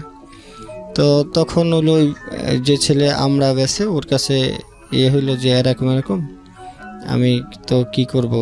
তো বললো যে তুই আমরা বেচতে পারলে তুই, আমার এক বড় ভাই আছে এখানে, চল তার কাছে তোরে লই যাই, উনি আমাকে টাকা তো নাই, কই বিক্রি টিক্রি করলে টাকা উনি সব দিবে, আমরাও নিয়ে দিবে। তো ওনার কাছে যখন ও নিয়ে গেল, তো কইতেছে কাজ তো করবি নাকি চলে যাবে? না ভাই, কাজ করব, আমি খুব ক্ষুধা লাগছে, আমি খাইটাই নাই। তোরে খাবার টাবার দেবে, একটা কাজ করতে হবে, আমার কাছে কিছু জিনিস আছে, এটা এক জায়গায় রেখে আসতে হবে। আমি কই ঠিক আছে ভাই, আমি রাখবো, আগে আমি খুব ক্ষুধার্ত, আমি খাই নাই, মানে একটু যদি খাইতে দেন। তো উনি আমাকে একটা হোটেলও ভিতরে নিয়ে গিয়ে আমাকে খাওয়াইলো। খাওয়ানোর পরে আমাদের হাতে কি একটা টুপলা জাতীয় জিনিস দিল, সেইটা আমরা 2 জন মিলে কামরাঙ্গীর চর নাম বুঝে অমুক জায়গায় এরকম ওখানে গিয়ে দেখলাম যে ওইটা যখন দিলাম সেই জায়গায় দেখি যে ওই মহিলারা বিড়ি টিড়ি খায়। এটা দেখে তো আমার খুব, আমি গ্রাম থেকে আসছি, মহিলারা বিড়ি খায়, আমার কাছে এটা যেন একটু কেমন মনে হলো যে এটা তাহলে কেমন জায়গা। তো ওদের কাছ দিয়ে আসার পর ওরা আমার সে তো তখন আমার বন্ধুই হয়ে গেছে। পরে বললাম কী রে, এটা কী? ওরা বললো এইটা তো জানার দরকার নেই, চল আমাদের টাকা দিব, আমরা গিয়ে টাকা নিই। তো সারা রাস্তা ভাবতে ভাবতে আসলাম এটা কী দিলাম, আর মহিলারা বিড়ি খাচ্ছে, এটা আমার একটা খুব কৌতূহল, তাহলে মনে হয় জায়গাটা ভালো না। তো পরে এসে আমি ওরা জিজ্ঞেস করলাম যে এটা মনে হয় খারাপ কিছু দিছে। খারাপ হোক আর ভালো হোক তোর বোঝার দরকার নেই, চল টাকা দেবো। তো উনি আসার পরে আমাদের 2 জনকে 20-20 টাকা করে দিল। তো পরে ওরে আমি বললাম যে আমি আর এনার কাছে কাজ টাজ করবো না, আমি নিজেই আমরা কিনে এনে যদি বেচবো। আমরা কিনে এনে তুমি বেচতে পারবো না, এটা ওদের একটা সিন্ডিকেট আছে, আমাকে আমি যদি কিনে আনি সমস্যা কী? দেখো তুমি বেচতে পারো কিনা। তো তার সাথে আমি বললাম দেখি আমি পারি কি পারি না। তো আমরা কিনে নিয়ে এসে ওখানে বিক্রি করার জন্য চেষ্টা করলাম। তো দেখলাম যে পোলাপান দিয়ে আমরা টামড়া সব ফেলে টেলে দিল, ভেঙে টেঙে ফেললো। তো ঢাকা শহরে যেখানেই হোক, একটা যদি কেউ ভিক্ষাও করতে যায় বা এটা, তাদের কিন্তু একটা সিন্ডিকেট থাকে। তো যাক, উনি আমাকে চড় থাপ্পড় মেরে ওই জায়গার থেকে যে এই এরিয়ার মধ্যে নিউ মার্কেটের মধ্যে যাতে তোর আমি আর না দেখি। তো যাক, ওখানে আর আমার থাকা হলো না। ওখান থেকে আমি করে দেখি যে অন্য জায়গায় চলে যাব। তখন যে হাঁটতে হাঁটতে কোথায় গেছি, গিয়ে দেখি যে ওই সে আবার কমলাপুর স্টেশন। তো কমলাপুর স্টেশনে পরে ওই জায়গায় ওই যে TNT মাঠগুলো আছে, ওখান থেকে হাঁটতেছি কাঁচা বাজারের সামনে। তখন তো আসলে নিরুদ্দেশ, যেদিকে যায় হাঁটতে হাঁটতে যেদিক মন চায় সেদিকে চলে যাব। তো ওখানে গিয়ে ওই জায়গায় তো অনেকগুলো আবাসিক হোটেল আছে। তখন আমি বললাম যে হোটেলে যে একটা কাজের সুযোগ থাকে, এইটা তো আমার একটু অভিজ্ঞতা আছে, কারণ আমি আগে একটা করেছি। তো ওখানে হোটেল আল বেলাল নামে একটা হোটেল আছে একদম TNT মাঠের সামনে। তো ওখানে গিয়ে আমি বললাম ম্যানেজারে যে ভাই আমার কি কাজ দেওয়া যাবে? না কাকা, অনেক জায়গায় ঘোরাঘুরির পরে ওখানে 7-8টা হোটেল ঘোরার পরে হোটেল আল বেলাল মানে মালিকটা বসা ছিল সন্ধ্যার পরে। তো আমি যাওয়ার পরে তো আমার পোশাক পরিচ্ছদ তো বেশি একটা ভালো না, তো বললো যে আমি কয় লেখাপড়া জানো, আমি কিছু জানি। তো উনি একটা ছোট দিল যে এটা পড়ো, তো পড়লাম। আচ্ছা ঠিক আছে, তুমি তো এখানে তো হোটেলে তো কাজের টাকা বেশি না, আর স্যার আমার শুধু থাকা খাওয়া হইলেই হবে, আমার টাকা লাগবে না। তো উনি বললো যে ওরা একটা কাজ করো, ওর তো আছে লেখাপড়া কম বেশি জানে, ওরা আমাদের অফিসের পিয়ন হিসেবে রাখো। তো পিয়ন হিসেবে রাখলাম। তো প্রতিদিনই ওই একটা ড্রেস পরি, রুমের মধ্যে ওইটাই ধুই, ওইটাই গায়ে দিতে। মালিক করে যে কি তোমার ড্রেস নেই? বললাম যে না, আমার ড্রেস নাই। তো যাই হোক, ওখানে ওই যে অনেক দিন কাজ করেছি, অনেক গেস্ট আসতো, তাদের মানে মন জুগায়ে চলতাম। তো অনেকেই কম বেশি সহযোগিতা করতো। ইন দ্য মিন টাইম বাড়ির সঙ্গে কোনো যোগাযোগ নেই? না, এর মধ্যে বাড়ির ইচ্ছাও হয়নি বাড়িতে যাওয়ার? তখন আমি ইচ্ছা বলতে কি, আমার সারা দিনই খুব কষ্ট, খাওয়া দাওয়া থাকা। যখন ওগুলো নিউ মার্কেটে ছিলাম ওই যে এর ভিতরে, তখন প্রচুর মশা, এমনিতেই ড্রেস নাই, আর যে মশার মানে সারা সকালবেলা উঠে দেখতাম যে প্রচণ্ড গা হাত পা জলে, মশায় এই পরিমাণ করছে। আর নিচে তো খুব অন্ধকার ছিল, তখন তো আমি ওখানে পলাই থাকতাম আর কি, শুধু একটু ঘুমানোর জন্য। বাইরে ঘুমাইলে ওই যে বাইর করে দেয়, এটা বাইর করে দেয়, বৃষ্টি হয়। তো মনে হয়নি যে এই যন্ত্রণা সহ্য করার চাইতে অন্তত বাড়িতে গিয়ে তো একটু ঘুমাইতে পারবো? ওই যে একটা জিদ ছিল যে বাবা মা তখন করে নাই, আমার কপালে মনে হয় এই কষ্টটাই লেখা আছে। আর বাসার কথা যে ভাববো, ওই যে বাইর হয়ে চলে আসার পরে মানে সারাদিন দৈনন্দিন কষ্টের কথাই বলতে পারি না। আর পিছন নিয়ে মানে একটু পরে আমার প্রচণ্ড ক্ষুধা, আমি এই খাবারের সন্ধানে ঘুরতেছি, পরে কি করতে হবে এই চিন্তা অনেক পরে। মানে 1 ঘন্টা পরে আমার লাইফে কি হবে সেটা নিয়ে আমি চিন্তিত, সুতরাং ওইখানে আর বাড়ি নিয়ে চিন্তা তখন এই ধরনের কোনো চিন্তা ভাবনা নাই। তখন মনে হতো যে কোথাও একটা জায়গায় করব। তো ওখানে চাকরি করার পরে ওই খাবার দাবার, কিন্তু আবাসিক হোটেলগুলোতে খাবারের কোনো সিস্টেম থাকে না। তো যখন ম্যানেজার ছিল, তুমি কি খাওয়া দাওয়া করো না? আমি বললাম যে আমার কাছে টাকা নাই, এটা তো মাস শেষ হইলে বেতন পাবো। আর তখন ওই যারা পুরান যারা ছিল, তারা ওই গেস্টের টিপস যে নিতে হয় বা করতে হয়, শহরে তো একটু বেশি দেয়। তো বেশি দিলে খাবার থেকে, আমি তো ওই টাকাটা শুধু জমাইতাম, সন্ধ্যার পরে হিসাব করতাম যে একবারে খাইলে যাতে আমার কালকে খাইতে না হয়। তো রাত্রেবেলা আমি একবারে খাবার খাইতাম, আর সারা দিনেও তখন আমার ইনকামও বেশি হতো না।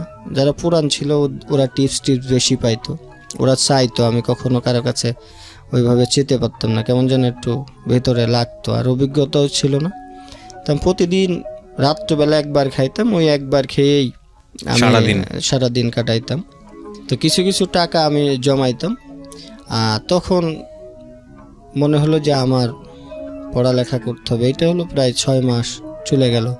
তো আশপাশে ওই যখনই ছুটি পেতাম রাত্রেবেলা আমার ডিউটি নিতাম, সব সময় রাতে। সবাই দিনে ডিউটি করার চেষ্টা করে, আর আমি বলতাম যে আমার ডিউটিটা রাতে দেন। তো রাতে ডিউটি করতাম, ওই 7টা পর্যন্ত ওই হোটেল সার্ভিসে কাজ করতাম। সকাল 7টা-8টার পরে সবাই আসার পর আমার ছুটি দিত। তখন আমি এই না ঘুমায়া কী করতাম, যে আশপাশে তখন এই স্কুল খুঁজে বেড়াইতাম যে কোথায় ভর্তি হওয়া যায়। তখন নটরডেম কলেজগুলো ওইগুলো আছে, তো ওই সাইডে আমি ঘুরতাম। তো দেখতাম যে সবার পরিবেশ বা অন্যরকম, সবার কাছে তথ্য নিলাম যে নটরডেম কলেজ তো অনেক এই ব্যাপার, তো এখানে তো অনেক ডিসিপ্লিন আছে বা নিয়ম শৃঙ্খলা অনেক। তো দেখলাম যে এই জায়গায় তো তাহলে আমার হবে না। তো নর্মাল স্কুল কলেজ আমি খুঁজে তখন এইভাবে চিনি না। আমার বিজয়নগর, শান্তিনগর থেকে শুরু করে অনেক রাস্তা, ঢাকাতে অনেক বেশি রাস্তা আমার হাঁটা ভিতরে আছে, অনেক অলিগলি আমি হেঁটেই পার করেছি। আর তখন চেনার বা জানার কোনো যে এইদিকে যায় যে স্কুল পাবো সেই ঠিকানার এমনও জায়গা গেছে যে ওখানে গেছি, গিয়ে আর চিনে আসতে পারতেছি না।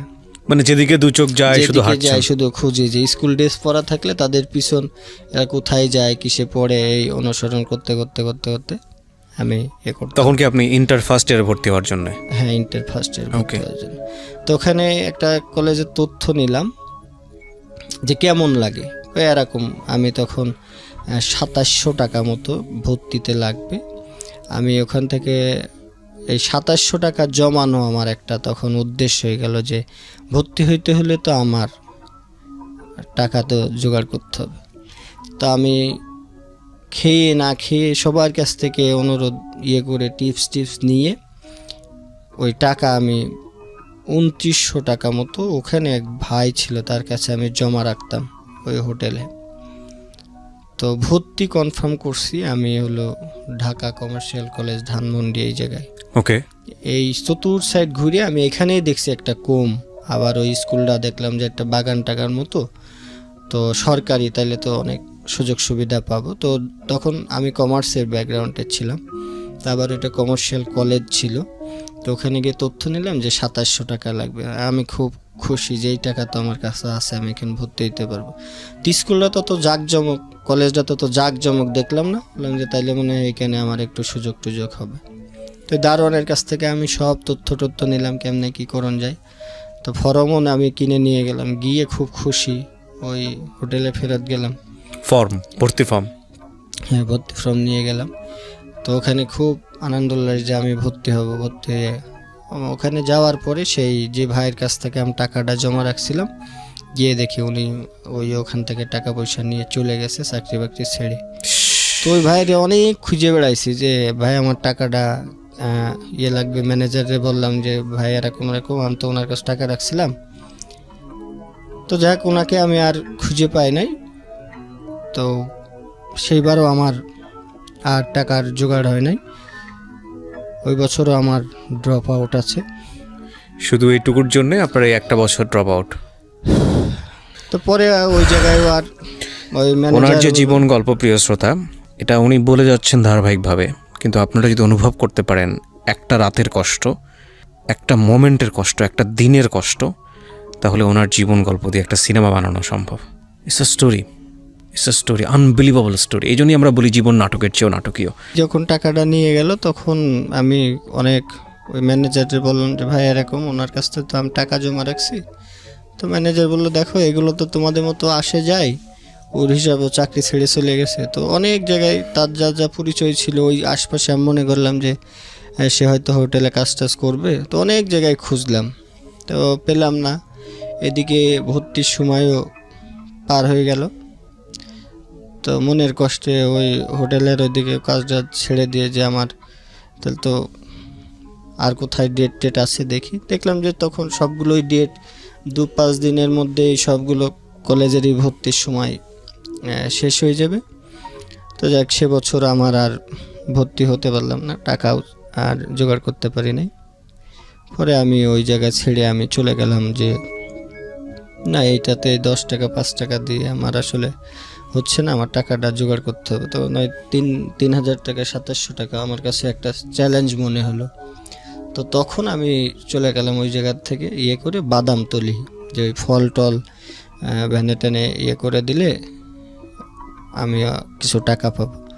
তো বাদামতলি যখন ওই ফলের যে কার্টুনগুলো থাকে, কার্টুনগুলো ভ্যানে টেনে উঠাই দিলে বা একটু বাইরে দিয়ে আসলে, এক কথায় তখন হলো আমি লেবারের যে কাজটা আমি তখন শুরু করলাম।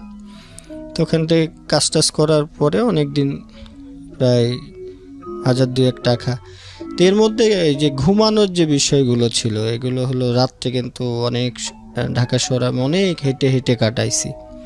যে ঘুমানোর জায়গা নাই, যে কোনো জায়গা দাঁড়াইলে বা একটু সুযোগ পাইলে যেখানে ঘুমাইলে এটা হয়তো উঠাই দিছে। তো বাদামতলি যখন কাজ টাজ করি তখন একজনের সাথে হলো যে তুমি এই কাজটা না করে তুমি একটা ব্যবসা করো। তো ব্যবসা আমি কিভাবে করবো? এই যে ফল নিয়ে তুমি যদি বেচো তাহলে তোমার তো টাকা নাই। তো তখন উনি ওই যে কাজ করলাম কিছুদিন, কাজ করার পরে সদরঘাটে আমার কিন্তু অনেক দিন আমার ঘুমানোর আছে। সদরঘাটে কোথায় ঘুমাতেন? স্টেশনের এই ইয়েগুলোতে, মানে যেখানে একটু সুযোগ পাইতাম যে ফাঁকা জায়গা, এই জায়গায় কেউ কিছু বলবে না, তাহলে সেখানে থাকি। হয়তো কিছুক্ষণ পরে বকাঝকা করলে উঠে চলে গেছি। তো টাকাগুলো তখন আমি এই প্যান্টের যে ভাঁজ থাকে, আর রাত্রেবেলা থাকলে আমাদের কাছে ওই ছিনতাইয়ের বিষয়গুলো 2-3 জন ধরে টাকা পয়সা নিয়ে নিত। তখন আমি ওই প্যান্ট এই বেল্টের নিচ দিয়ে একটা কেটে ওর ভিতরে যে ডাবল সেলাই থাকতো ওর ভিতরে আমি গুছাই রাখতাম। প্যান্টের নিচে যে ভাঁজ থাকে এইটার ভিতরে টাকা ঢোকা রাখতেন? হ্যাঁ, তখন রাখতাম, যাতে আর সারাদিন মনে করেন যে যাই হোক আমার ওই টাকার প্রতি একটা থাকতো, যে টাকা জমাতে হবে আমাকে ভর্তি হওয়ার জন্য। 700-800 টাকা যখন হলো তখন আমি 1 কার্টন ওই যে আপেল নিয়ে একজনের কাছ থেকে পাল্লা টাল্লা কিনে আমি তখন ব্যবসার জন্য, এখন ওই এলাকায় তো হবে না, তখন চলে আসলাম এই যে শহীদ সরোয়ার্দী মেডিকেল কলেজের এই সামনে। তো ওখানেও দেখলাম যে এক ধরনের, এখানে বসলে উঠাই দেয়, এখানে বসলে উঠাই দেয়, করতে দেয় না। এই জায়গায় চলে আসার উদ্দেশ্য হলো এই যে কলেজটা আমার আশপাশে আছে, আমি যা কিছু করব, যেহেতু এটা ধানমন্ডির ওই যে কমার্শিয়াল কলেজটা, তখন যে এই আশপাশেই আমার একটা অবস্থান করতে হবে, আর প্রতিদিন ওই কলেজের খোঁজ রাখতাম, আবার কবে ফর্ম ছাড়বো এইভাবে। যাক, তখন টাকা পয়সা কিছু, আমি ওখানেও ফলের দোকানদারি করেছি, ফল বিক্রি করছি, ওখানে চার দোকানদারি করছি। তো দিন রাত পরিশ্রম করতে করতে আমার পুরা জন্ডিস হয়ে যায়। জন্ডিস যখন হয়ে গেল তখন ওই যে ডাব পড়া, কেউ কবিরাজি বুদ্ধি দেয়, এইটা বুদ্ধি দেয়, ওখানে থাকতে থাকতে তখন কয়েকজনের সাথে পরিচয় হয়েছে। তো আমার এই যে 2 হাত এখনও কাটা আছে, তো কবিরাজের বুদ্ধিতেই আমার 2 হাত কাটতে হয়েছে যে জন্ডিস নামাবে। আমার এই যে 2 সাইডে এখনো কাটা, কিন্তু এই যে আপনার শরীর থেকে জন্ডিস নামাবে? হ্যাঁ, জন্ডিস কবিরাজের বুদ্ধিতে কাটতে হয়েছে। হ্যাঁ, হলুদ হয়ে গেছে। আচ্ছা। তো তখন ওই যারা বুদ্ধি দেয়, কেউ ডাব পড়া দেয়, কেউ গাছ বেঁধে দেয়, বেঁধে দিলে আমার 72 ঘন্টার মধ্যে জন্ডিস ভালো হয়ে যাবে। তো জন্ডিস আর ভালো হয় না। এখন ওই যে 7 রাস্তা এখানে এক কবিরাজ ছিল, উনি হাতে গাছ বেঁধে দিবে। গাছ বেঁধে দিলে আমার 2 হাত একদম মাংস খসে যাওয়ার মতো অবস্থা। এই যে 2টা এখনো কিন্তু স্পট আছে। হ্যাঁ, 2 পাশে দেখতে পাচ্ছি। তো এই 2টা স্পট 2 বার বাঁধলো যে তোমার জন্ডিস অনেক বেশি হয়ে গেছে, এটা তোমার একটাতে হবে না, 2টা বাঁধতে। তো 2টা বাঁধলাম, প্রচুর যন্ত্রণা করে। তো তারপরে জন্ডিস ভালো হলো না, তো বললো যে আমার দ্বারা এটা হবে না। তো মোহাম্মদপুর তাজমহল রোডে ওখানে একজন ডাব পড়া দেয়, তার কাছে গেলাম। তো যে যেখানে যাইতে বলে সেখানেই আমি যাই, আমার জন্ডিস আর ভালো হয় নাই। তো তখন হলো, কারণ সারা রাত ওই যে দোকানদারি করতাম, দিনে ফল বেচতাম, এই খাওয়া দাওয়ার ঠিক নাই, ঘুমানোর ঠিক নাই, তো এইটার কারণেই মূলত আমার জন্ডিসটা হয়ে গেছে। তারপর আমার লক্ষ্য ছিল যে আমার ওই 3000 টাকা আমাকে জোগাড় করে আমার, আর তখন আমি ওই যে সামনে এই যে মুক্তিযুদ্ধের একটা ছিল, শহীদ সরোয়ার্দীর সামনে মুক্তিযুদ্ধের একটা বিল্ডিং ছিল, এখন এটা ভেঙে অনেক বড় হয়ে গেছে।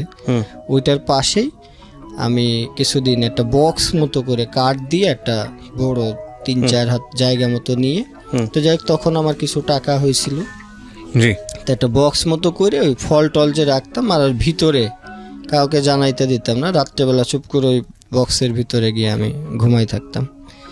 তো এখানে ঝড় বৃষ্টি যাই হোক, উপরে তিরপল দেওয়া আমার, তো ওখানে ফলের ব্যবসা করতাম।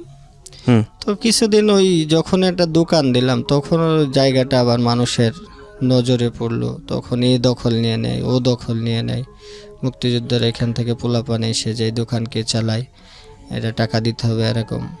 তো আমি বললাম যে ভাই এরকম এরকম, আমি তো করি না, এখানে দোকান করতে হলে টাকা দিতে হবে। তখন একটা নির্ধারিত ছিল যে এই টাকাটা, তাও আমি দিয়েছি। তো কিছুদিন পরে ওইগুলো পুলিশে ভেঙে টেঙে দিল। তা আমার সব চালানটা যেটা গুছাইছিলাম তখন ওই দোকানটার মধ্যে সব ছিল, তো পুলিশে ভেঙে দিল, ফল টল ওখান থেকে নিয়ে চলে গেল। তখন আবার আমি শূন্য হয়ে গেলাম। তো তখন জীবনের গতিপথটাই যে না, এইভাবে তো আসলে আর, মানে তখনও আপনি ইন্টারমিডিয়েটে ভর্তি হতে পারেননি? না, তখন তো ওই যে টাকা মেরে দেওয়ার পরে তো আমার আর সুযোগ হয় না। এখন এই আশপাশেই রয়েছি। তো ফলের দোকান ওইগুলো যখন ভেঙে দিল তখন আর আমার হলো না, মনটা খুব খারাপ হয়ে গেল যে এখন কি করব। তখন একটা এই যে ফার্ম গেটের এই জায়গায় একটা স্টুডিওতে আমি কাজ নিলাম। তো স্টুডিওতে কাজ নিলে তো উনি আমার বেতন ধরলো তখন 1600 টাকা। তা 1600 টাকা নিজের খাইতে হবে, থাকতে হবে। তো তারপরেও যেহেতু এখন আর পুঁজিপাটটা নাই, তো কি করব, তখন ওই সাইডে খুব কমের মধ্যে একটা সিট ভাড়া নিলাম, ওই যে গিয়ে দেখলাম যে ওই মালিকরে বললাম যে আমার তো থাকার জায়গা নাই, কেমনে কি করব। বললো তুমি এই যে এই এলাকা পানে যাও, এই এলাকায় গেলে সিট ভাড়া পাবা। তো সব সিট ভাড়া দেখি বেশি বেশি বেশি। তো তখন ওই গার্মেন্টসে যেসব ছেলে মেয়েরা থাকে তাদের সাথেই এটা একটা সিট নিলাম, 300 টাকা ভাড়া, জি 300 টাকা না 280 টাকা যেন একটা রুমের সিট ভাড়া। তো ওখানে থাকি, এই জায়গাতে কাজ করি। তো ওখানে তখন কম্পিউটার ওনারা সবাই ইউজ করে। আমার তো অফিসে তখন আমি ওই অফিসে যা সার্ভিসম্যান হিসেবে কাজ করছি। তো তখন কম্পিউটারটার প্রতি আমার খুব নেশা, যারা কি করে না করে আমার একটু দেখতে। তো ওখানে কাজ করি আর ওখানে গিয়ে থাকি। এই খাওয়া দাওয়ার বিষয়টা কিন্তু দীর্ঘদিনই আমার রয়েছে। তো এক সপ্তাহ যাইতে না যাইতে মানে বিকাল হইলে আমার খুব কষ্ট লাগতো, মানে ক্ষুধায়। যে তখন মালিককে বলতাম যে আঙ্কেল নাস্তা আনবেন না, নাস্তা আনবেন না। তো মালিক একদিন অনেক চিল্লাচ্ছিল, এই নাস্তার সময় হইলে নাস্তা, তোমার কারো কোনো মাথা ব্যথা নাই, তুমি নাস্তার বেলায় চিল্লাচিল্লি করো। আমি আর কোনোদিন ওনার কাছে নাস্তার পানির কথা বলতাম না। তো সারাদিন তো ওই জায়গায় গিয়ে থাকি। তো ওখানে যে রান্না হতো মেসে, আমি বলতাম যে না আমি মেসে খাবো না, আমি বাইরে খাবো। তো ওই সিট ভাড়া দিতাম, কিন্তু খাওয়ার বিষয়টা আমার অনিশ্চিত ছিল, হয়তো কলা রুটি খেয়ে আমি দিন কাটাচ্ছি।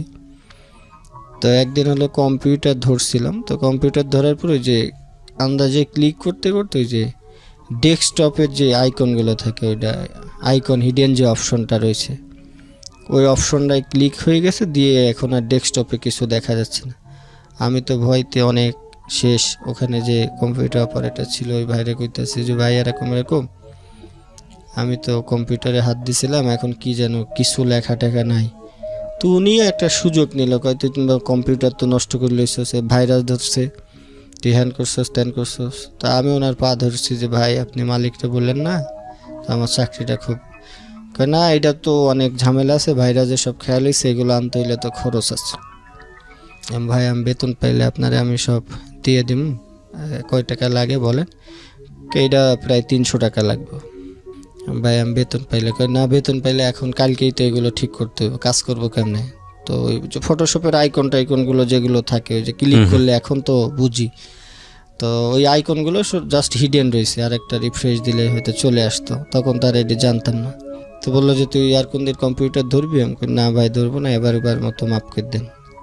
ঠিক আছে, আমি 300 টাকা দিচ্ছি, দিয়ে এটা ঠিক করে আনতেছি, তুই মালিকের কাছ থেকে টাকা নিয়ে আমার আজকে কালকের মধ্যে। তো মালিকেরকে অনেক রিকোয়েস্ট করে যে আঙ্কেল আমার 300 টাকা লাগবে।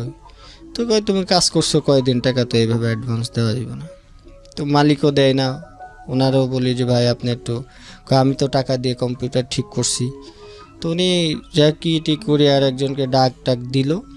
এটাই তো বন্ধুরে অন্য কাজের জন্য ডাক দিছে, কিন্তু আমারে বলছে যে এটা ঠিক করার জন্য ডাক দিছে। তো উনি আমার কাছ থেকে 300 টাকা ওই সময়, আমি 17-18 দিন পরে যখন টাকা পাই ওনাকে দিছি। দেওয়ার পরে আর আমি কোনো দিন কম্পিউটার ধরি নাই।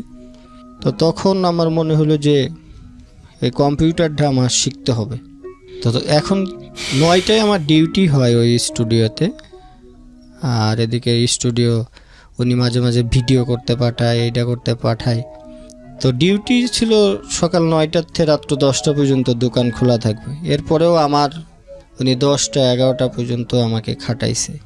তো খাটানোর পরে তখনও কিছু মনে করি নাই। তখন মনে হতো যে কম্পিউটারটা জানলে ওই যে অপারেটর ভাইয়ের যে বেতন, তখন ওই অপারেটরের বেতন ছিল মানে 2800 টাকা, 2800 বা 3200।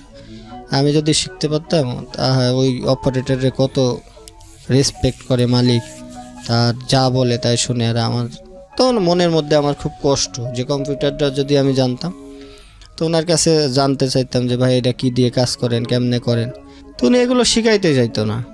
তাই এগুলো বহুত কঠিন কাজ, আমরা এটার ইঞ্জিনিয়ার ইটা সেটা বলে আমাকে দাবায় রাখতো যে এটা করো ওইটা করো। আমরা মূলত অফিসে এখন যেগুলো করি, যে পিয়ন বা যারা সহকারী থাকে তাদেরকে যারা ভালো এক্সপার্ট আছে এরা সহজেই এখনও আমাদের ভিতরে এই কাজগুলো করে, যে সে শিখে গেলে হয়তো আমার কদর কমে যাবে। কিন্তু আসলে আমি জানি না এগুলো কতটুকু সত্য। তো ওনারা যখন কাজ করতো মনে হতো কম্পিউটারটা কি যেন একটা জিনিস, তারা আমাকে ধরতেই দেয় না, আশপাশে আসতেই দেয় না। যদি একদিন কম্পিউটার অনটাও আমাকে করতে বলছে, তা আমার সে খুশি মনে হয় আর পৃথিবীতে কেউ হয় নাই, যে আজকে কম্পিউটারটা তো অন্তত আমি অন করতে পারছি। তো তখন করলাম যে ওই ডিউটি শেষে ছুটি, তখন মানুষ যখন খুব বেশি অসহায় হয় তখন সমাজের সব মানুষই সুযোগ নেয়। ওনাদের সপ্তাহে একদিন ছুটি আছে, কিন্তু আমি 30 দিনই আমাকে ডিউটি করতে হয়, 30 দিনই ডিউটি করতে হয়। তো এরকম 3-4 মাস ওখানে ডিউটি করার পরে আমি কিছু টাকা ওখানে জমানোর পরে যে ওই জায়গাতে আমি আর চাকরি করব না। তো তখন আমি এই ফার্মগেট এই এরিয়া ছেড়ে চলে গেলাম মিরপুর 10-এ।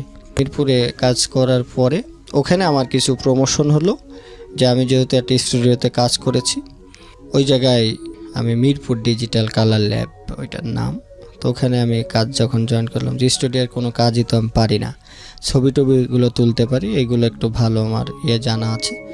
তো ওখান থেকে একটা আসলো যে আমি কম্পিউটারটা, তখন একটা ভাই ছিল যে এরকম, তখন শুধু ছবিটা কাটতে পারলেই হলো আর প্রিন্টটা দিতে পারলে এইটাই একটা স্টুডিওর বড় একটা প্রসেসিং ছিল। তো আমি এক ভাই ছিল ইঞ্জিনিয়ার ফুজির, ওনাকে আমার কাছে টাকা ছিল তখন 700, ওনাকে আমি দিলাম যে ভাই আপনি আপনার পায়ে পড়ি, আপনি আমার এই কাজটা শিখাই দেন। শিখাই দিলে আমার এখানে আমি যে কয়দিন আসি, দেখো আমি তো থাকবো না, বাইরে চলে যাবো, আমি তোমাকে শিখাই দেবো লালন, তোমার আমি কথা দিচ্ছি। আমাকে ভাই প্লিজ, ঠিক আছে তুমি কাজের সময়, মালিক থাকলে তো ঝামেলা করবে, তখন মালিক যখন না থাকবে, ভাই এটা একদম সহজ কাজ, তুমি শুধু মাউসটা ঘোরানো আগে শিখো, এরপরে আমি বাকিগুলো। তো উনি যাই হোক আমাকে একটু সুযোগ দিল, পরে কম্পিউটারটা উনি আমাকে শিখাইছে ছবি টবি এডিট করা। এরপরেই যাই হোক আমি একটু তখনই হলো সমাজে একটু দাঁড়াইলাম, তখন আমি ওই জায়গায় বেতন পাই। বেতন পাওয়ার পরে যেহেতু আমি এখানে পিয়ন হিসাবে কাজ জয়েন করলাম, তো ওই জায়গায় যেহেতু আমি মর্যাদা দেওয়া পাবো না, হালকা একটু কম্পিউটার যেহেতু শিখছি, তখন আমি ওই জায়গায় শিফট করে আবার চলে গেলাম ওই যে মিরপুর 1-এর ওই সাইডে এশিয়া স্টুডিও নামে এখনও আছে ওইটা, ওখানে আমি কাজ জয়েন করলাম। তখন ওরা আমার বেতন ধরলো 3800 টাকা, একটু প্রমোশন আরও একটা হলো। তো তখন যাক এইভাবে করতে করতে 1 বছর পরে আমি কলেজে ভর্তির আবার সুযোগ আসলো। তখন আমি বাসা ওই সাইডে না নিয়ে, যেহেতু এই ফার্ম গেটে আমি তখন থাকতাম তেজকুনি পাড়াতে, তো তখন আমি ওই ঢাকা কমার্শিয়াল কলেজে ভর্তি হওয়ার সুযোগ পেলাম। সুযোগ পেয়ে এখন ওই মালিক তো সেই আবার ক্লাসে যাওয়ার ঝামেলা জটিলতা তৈরি হয়ে গেল। এদিকে মালিক সকালে যাইতে বলে, আমার ওদিকে কলেজ। আমি তখন নিয়ত করলাম যে কলেজে আমি যাবই। তো কলেজে চ্যালেঞ্জ কয়েকদিন করার পরে এই যে অর্থের কাছে আমি আবারও পরাজয়। তখন ওই জায়গায় মালিককে বললাম যে ভাই আমার 2-1 দিন সুযোগ দিতে হবে, আমি একটু কলেজে যাব। তো মালিকটা খুব ভালো ছিল, তো ঠিক আছে যে 2 দিন ওই 2 দিনই, আর কিন্তু করা যাবে না, লেট করা যাবে না, আমাকে এই 2 দিন দিলেই হবে। তো যাই হোক আমি সপ্তাহে 2 দিন ঢাকা কমার্স কলেজে যেতাম, কমার্শিয়াল কলেজটা ছিল এটা তেজকুনি পাড়াতে, তখন আমি থাকি। তো এখানে থাকার পরে যেটা হতো যে ওখান থেকে যে রাত্রেবেলা পড়বো, এই পড়ার সুযোগ তো, যে হোস্টেলে থাকতাম সবাই, হোস্টেল বলতে একটা বাসা বাড়ি মতো ম্যাচ টাইপের ছিল, তো সেখানে ওই রাত্রেবেলা সবাই গার্মেন্টসে কাজ করে, তো ওরা তো রাতে ঘুমায়, আমি রাত্রেবেলা এসে 10টার পরে পড়ালেখা করলে সবারই বিরক্তি। তো ওখানে আমার হোস্টেল থেকে নোটিশ দিয়ে দেওয়া হলো, এই বাসার যে আন্টি ছিল যে না এখানে থাকা যাবে না, রাত্রেবেলা পড়ালেখা করলে সবাই গার্মেন্টসে কাজ করে, ওরা ভোরবেলা যেতে পারে না। তো ওখান থেকে প্রায় যেই পড়াটা শুরু করলাম, তখন আবার এই আবাসন যে স্থানটা ওইটা আমাকে ত্যাগ করতে হলো। একদিন ঝগড়া বিবাদ করে আমাকে ভাঙতি মাসের মধ্যে আমাকে বাইর করে দেয়, যে এখানে তো থাকা যাবে না এই ব্যাপার। উনি ঢাকা শহরের সবাই একটু প্রফেশনাল, তো সেখানেও আবার যেহেতু ঢাকা শহরে ম্যাচ পাওয়া যায়, আমি অন্য জায়গায় ম্যাচ নিলাম, ওই 4-5 দিন পরে জটিলতা। তো তখন চিন্তা করলাম যে বাসার সাথে যেখানে ওই মানে রোডের যে লাইটগুলো জ্বলে এমন একটা বাসা নিব, যাতে ওই লাইটের এটা আমি জানলার পাশে যাতে থাকলে, এইটা খুঁজে মনের মতো তো আসলে বাসা পাওয়াও কষ্ট। তো গরমের মধ্যে লেপ বা খাতা একটা গায়ে দিয়ে আমি এরকম আলো করেও আমি পড়ালেখা আমি করেছি। তো এই কলেজেও টিচাররা কিন্তু সেই 7-8 যে ঘটনাগুলো এখানেও ক্লাসে যায় না, অপমান অপদস্থ। তো আমি খ শাখায় ছিলাম, আমার রোল ছিল এখানে 90 আর 91 ছিল আর একটা মেয়ে। তো মেয়েটা একটু পাগলি টাইপের ছিল আর কি, সবাই বলতো। তোর সাথে আমার খুব মিল, ওর কাছ থেকে আমি তথ্য নিতাম। আর এখানে তো যাওয়া হয় নাই। তো যাক, প্রথম পরীক্ষা দিতে সময় পরীক্ষা দিয়ে যখন ইন্টারমিডিয়েট ফার্স্ট ইয়ার শেষ হয়ে যাবে, পরীক্ষা দিয়েছি আমি, কিন্তু আমার সব খাতায় দেখাইছে অ্যাবসেন্ট। তো আমি রেজাল্ট নিতে গিয়ে দেখি যে আমি পরীক্ষাই বলে দিই না, আমি টোটাল ফেল। তা আমি সে প্রিন্সিপাল স্যারের কাছে আমি গিয়ে বললাম যে স্যার আমি পরীক্ষা দিছি। কয় না, তোমার প্রেজেন্টই তো নাই। আমি স্যার প্রেজেন্ট নাই, ঠিক আছে স্যার আমি কাজ করি এই জন্য স্যার আমি আসতে পারি নাই। তো ওই স্যারটার, এটা আমার মনে হয় এই ভাগ্যটা অনেকটা ভালো। তো ওই স্যার আমার কোনো কথাবার্তা শুনলো না, যে সব স্যারে কি তোমাকে ফেল দিছে। আমি কই স্যার দেখেন, শুধু একটা সিগনেচার না স্যার, আমি অনেক পড়ে তারপরে এতগুলো সাবজেক্ট পরীক্ষা দিছি স্যার, কোনোভাবে একটা সুস্থ মানুষের পক্ষে এই ভুল হবে। উনি আমার কথা শুনে নেয়, যেহেতু আমি ক্লাসে যাই না, এইটা একটা আমার সবচাইতে বড় অপরাধ যে আমি ক্লাসে যাই না। তো স্যার আমার কথা শুনে নাই। তো ওখানে এখন ওই স্যারটার হয়তো আমার ওইবার রেজাল্ট হয় নাই, 7-8 দিন পরে আমার ভাগ্যটা খুবই ভালো আমি বলবো, ওখানে নতুন প্রিন্সিপাল স্যার আসলো। এই ঘটনাটা কিন্তু আমার এর আগের লাইফেও একবার ঘটেছে। তো স্যার সবাই ক্লাসে যাচ্ছে, সেকেন্ড ইয়ার উঠে গেছে, আমি ফার্স্ট ইয়ারে এখনও রেজাল্ট আটকানো। তো এই নতুন স্যার আসলে কিন্তু যে কোনো একটা হেড অফ ডিপার্টমেন্ট যদি কেউ থাকে, সে নতুন আসলে পরিবেশ অনেকটাই সে যাচাই বাছাই করার জন্য চেষ্টা করে। তা আমি ওই ওনার রুমের সামনে দিয়ে বারবার আপ ডাউন করি, দাঁড়ান তো ঢুকতে দেয় না, নতুন স্যার আসছে। তো উনি ফলো করে, যে যখন উনি নামাজের সময় বাইরে হবে তখন ধরছি, স্যার এরকম এরকম, তুমি কি কলেজের স্টুডেন্ট? আমি জি স্যার। কী সমস্যা, তুমি ক্লাসে না গিয়ে? আমি কই স্যার আমার ফার্স্ট ইয়ারে আমি পরীক্ষা দিছি, কিন্তু সব স্যার আমাকে অ্যাবসেন্ট দেখাইছে, আমি পরীক্ষা দিই নাই। পরে কয় তুমি কথা কি বুঝে বলতেছো, যে স্যারদের বিরুদ্ধে কথা বলতেছো, যে স্যারদের সাথে কি তোমার শত্রুতা আছে? আমি না স্যার, আমি পরীক্ষা দিছি। পরীক্ষা দিলে তোমার এক স্যারে হয়তো অ্যাবসেন্ট দেখাবে, আর অ্যাবসেন্ট দেখানো হয়তো ফেল করছো তাই জন্য হয়তো ফেল দেখাইছে, অ্যাবসেন্ট দেখাইছে বলছে কি? আমি স্যার গণহারে সবগুলোতেই আমাকে অ্যাবসেন্ট দেখানো হয়েছে। পরে বললো যে তুমি এখানে দাঁড়াইলো, দিয়ে আমার যে পরীক্ষার সময় হাজিরা খাতা, ওই খাতাটা নিয়ে আসেন। পিওনালিকা বিশ্ববিদ্যালয়ে ওখানে পড়ছিল। তো অ্যাকাউন্টিংয়ের দিন আমার যে ওই একটা ফ্রেন্ড ছিল পিছনে, ও বারবার বলতেছিল যে তুই আমার এই হিসাব বিজ্ঞানটা দেখাবি, ওর সাথে আমার একটা কন্টাক্টই ছিল, ঠিক আছে তোকে দেখাবো। তো হিসাব বিজ্ঞানটা আমি অনেক ভালো পারতাম, কারণ কমার্সেও আমি ছিলাম। 9-10 যখন পড়েছি তখন আমি কমার্সের ছিলাম। তো ওকে দেখাইতে গিয়ে আমার দুর্ভাগ্যবশত আমার থিওরি লেখার পরে, অঙ্ক 2-1টা করার পর, ওকে দেখাইতে গিয়ে আমার খাতাটা কেড়ে নেয়। হলে আমার খাতাটা কেড়ে নিছে। তো আমি 1 ঘন্টা পরে যখন পরীক্ষা দিয়ে বাইর হয়ে চলে আসছি, সব মানুষজন আমার মুখ পানে চেয়ে রয়েছে, এই এক্সপেল করছে কেন, বা খাতা হয়েছে কেন, এটা সেটা। তো মানুষের মানে আমি তো কাঁদতে কাঁদতে বাইর হয়ে গেছি, স্যারে আমার কাছ থেকে খাতা নিয়ে নিছে, আমার খাতা দেয় নাই। তো উনি আমাকে বললো যে তোমাকে এক্সপেল করলাম না, কিন্তু তুমি পরীক্ষার হলে আর একজনকে দেখাচ্ছ। তো আমি কাঁদতে কাঁদতে বাইর হয়ে গেলাম, চলে গেলাম 1 ঘন্টার ভিতরে। তখন তো চতুর সাইডে গার্ডিয়ানরা থাকে, মানুষের অনেক রকম প্রশ্ন, মনে হয় নকল করতে গিয়ে ধরা পড়ছে, করতে গিয়ে ধরা পড়ছে, ও করতে গিয়ে ধরা পড়ছে। তো তারপর যাক, ওখান থেকে বাইর হইলাম, রেজাল্টটাও অন্যান্য পরীক্ষাগুলো দিলাম চুপচাপ। যে দেওয়ার পরে তখন আমার এই হলো 2009 সালে আমার ইন্টারমিডিয়েট শেষ হলো। তখন আমার 2টা ডিগ্রি অর্জন হয়ে গেল। এরপর থেকে আমি যে পিছনের যে পারিপার্শ্বিক অবস্থানগুলো চিন্তা করলাম, করার পরে আমি এই পথ শিশুদের নিয়ে আমি তখন কাজ করা শুরু করলাম। তখন যে টাকাটা পাইতাম তার অধিকাংশই আমি এই পথ শিশুদের, তখন মনে হতো যে এত কিছু পরে আমি তো এখন ইন্টারমিডিয়েট পাস করছি, আমি তো সমাজে এখন যে কেউ আমাকে একটা শিক্ষিত ছেলে বলবে, আমাকে আর নেগলেক্ট করার কোনো সুযোগ নাই। আমি সবার কাছে গিয়ে বলতে পারবো যে আমি পাস করছি, যেহেতু আমার 2টা ডিগ্রি অর্জন হয়ে গেছে। তো তখন আমি এই পথশিশুদের নিয়ে কাজ করার চেষ্টা করলাম, যে ওদেরকেও যদি, এর ভিতরে অনেক ধরনের অপরাধ রয়ে গেছে যারা মানুষ, আমি এর ভিতরে হয়তো বলতে ভুলে গেছি যে একদিন ওই রোডে থাকার কারণে আমাকে চোর সাব্যস্ত করে আমি প্রায় 3 দিন একজনের বাসায় আমাকে আটকায় রেখে অনেক মারধর করছিল। সেটা সামান্য ফলের দোকানই ছিল, যে আমি ওই যে ঘুমাইতাম তো ফল হারিয়ে গেছিল, তো সে মনে করতো যে আমি হয়তো, যেহেতু আমার দোকান ছিল, আমি মনে হয় চুরি টুরি করছি।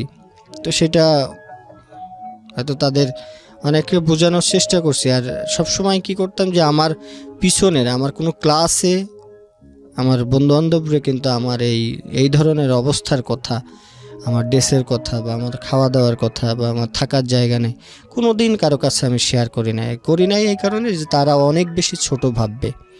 তো ইন্টারমিডিয়েটটা পাশ করার পরে যখন আমি পথশিশুদের নিয়ে কাজ করতাম, তখনও মানুষ অনেক ধরনের কথা বলছে, যে নিজেই তো করতে পারেন, এইটা আবার কি। তো তখন আমি তেজকুড়ি পাড়ায় এই জায়গায়, ওই যে বস্তির ভিতরে ফার্মগেট, আনোয়ারা পার্ক, এখানে করলাম, পোলাপানদেরকে নিয়ে পড়াইতাম, তাদেরকে কিছু কিনে খাওয়ানোর চেষ্টা করতাম। আর ঈদগুলো যখন যায়, এর ভিতরে ঈদের সময় কিন্তু আমার কষ্টটা বেশি ছিল।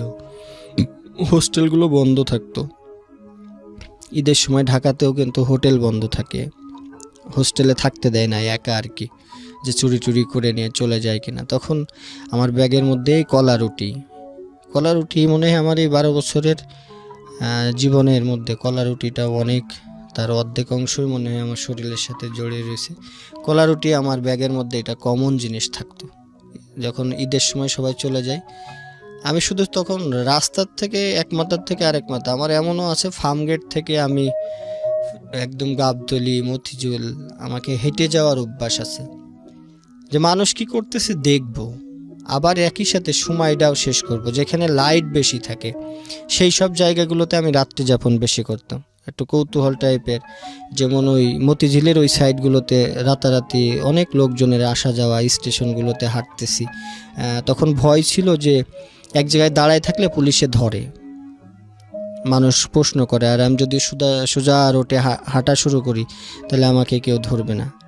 মানে যখন এই যে ঈদের সময় হাঁটাহাঁটি সবাই আনন্দ উল্লাস করে, তখন ঈদের সময় মনে করেন যে আমি মুখ লুকায়া থাকার জন্য চেষ্টা করতাম। এমন একটা সাইডে গিয়ে বসে বসে, এই যে জিয়া উদ্যানে অনেক বসে বসে কাটাইছি, পানি নিয়ে যেতাম গিয়ে ওখানেই। আবার মনে হতো সন্ধ্যার পরে হোস্টেল তো বন্ধ, কবে 3 দিন শেষ হবে আবার হোস্টেলে ফেরত আসবো। এভাবে তখন তো দুর্বল ছিলাম, হোস্টেলে যারা ছিল তাদেরকেও জোর করে কিছু বলতে পারতাম না। একবার এক খালারে বলছিলাম যে খালা আমি থাকি, হ্যাঁ তুমি বাসায় থাকবা, চুরি করে নিয়ে চলে গেলে তুমি একা, এগুলো থাকা যাবে না, সবাই 3 দিন পরে আসবে, তুমিও 3 দিন পরে আসো। তো তখন থেকে একটা নিলাম যে আমি যদি এদেরকে সুযোগ করে দিতে পারি, অনেক জায়গাতে হয়তো মুখে বলা হয় যে সুবিধা বঞ্চিতরাই বরাবরই বঞ্চিত হয়, আর যারা সুবিধা ভোগ করে তারাই সুবিধাগুলো বেশি পায়। আমরা কোথাও গেলে পরে যখন আমি অসহায়, তখন আমার কথা কেউই শোনে না, আর যার টাকা আছে পয়সা আছে তাদের সুপারিশেরও অভাব থাকে না। তখন আমি এই যে পথশিশুদের নিয়ে কাজ করতাম, যাদের কিছু খাওয়া, আর ওদের কষ্টটা একটা খাবার দিলে যখন আমি ক্ষুধার্ত ছিলাম, তখন যদি কেউ আমাকে একবেলা খাওয়াইছে, মনে হয়েছে পৃথিবীতে ওই আমার সবচাইতে আপনজন। আমি তখন এই পথশিশুদের নিয়ে, যখন আমার কিছু টাকা হয়, তখন এই সব টাকা নিয়েই আমি এই পথশিশুদের জন্য তাদের ড্রেস কিনা বলেন, তাদের খাবার, হয়তো ক্ষুদ্র পরিসরে, হয়তো 20 টাকা 30 টাকা বা 50 টাকার বিস্কিট কিনেই আমার স্কুল শুরু হয়। কত সালে এটা? 2009 সালে। 9 সালে। তো সপ্তাহে একদিন দেওয়ার জন্য চেষ্টা করতাম, তারপরে আস্তে আস্তে দেখলাম যে অনেকে এই কাজটাকে সাধুবাদ জানায়, উৎসাহ দেয়।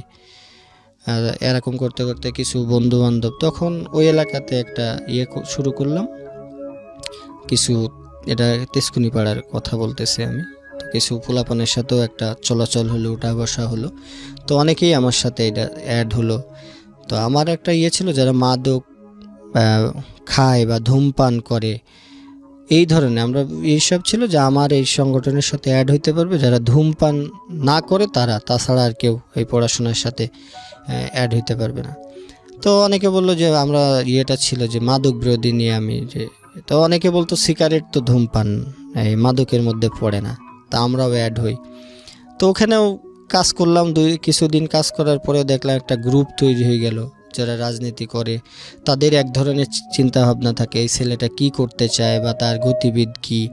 তো ইন্টারমিডিয়েট যখন শেষ করলাম শুধু তাই না, শুধু পথশিশুদেরকে পড়াই নাই আমি, ওই এলাকায় তখন আমি লালন স্যার নামেও খুব বেশি পরিচিত হয়ে গেলাম। কোন এলাকা এটা? এটা তেজকুনিপাড়া, ফার্মগেট তেজকুনিপাড়া। তখন আমার হাতে হলিক্রসের, বটমিলের, বিজ্ঞানের, বয়েজের, ইভেন কি তখনকার সময় এসপি মুরাদ সাহেবের মেয়ে মিরপুর 1-এ ওনার মেয়েকে পড়াইছি, বুয়েটের মধ্যে অনেক ছেলে মেয়েকে পড়াইছি। আমি এখনও তেজকুনিপাড়াতেও লালন স্যার হিসাবেই আমাকে অনেকে চেনে। My goodness. ওই এলাকায় প্রায় আমার 70 থেকে 80টা ছেলে মেয়ে আছে। তা আমার পড়াশোনার কি পড়াতেন আপনি? অঙ্ক, ইংরেজি? আমি অঙ্ক, ইংরাজি, অ্যাকাউন্টিং সবই পড়ানোর চেষ্টা করতাম। আর আমার পড়াশোনার সিস্টেমটাই আলাদা ছিল। যেসব ছেলে মেয়ে ম্যাক্সিমাম ফেল করছে আমার কাছে আসলে পারে ফেল শব্দটা তাদের অজানা, আমি তাদেরকে বুঝিয়ে তারপরে বোঝানোর চেষ্টা করতাম। মানে ওদেরকে আপনি ফার্স্ট আগে বুঝতেন যে ওরা কি চায়, আসলে ওরা কিভাবে চাচ্ছে বা ওর কোন জায়গায় দুর্বলটা। আমি সবসময় এইটা বলতাম যে এই যে ফেজ ইন্ডেক্স অফ মাইন্ড, তাদের অনেক সময় আছে যে রুট লেভেলে যারা থাকে বা একদম নর্মাল ফ্যামিলি, অনেক টিচার আছে যে সে পারে না, কিছুই বোঝাইতে পারে না, অথচ সে মারে। আমি সবসময় যে টিচাররা কোনো স্টুডেন্টকে ধমক দেয় বা মারধর বেশি করে, আমি মনে মনে ক্যালকুলেশন করতাম যে এই টিচারটার ভিতরে দুর্বলতা আছে।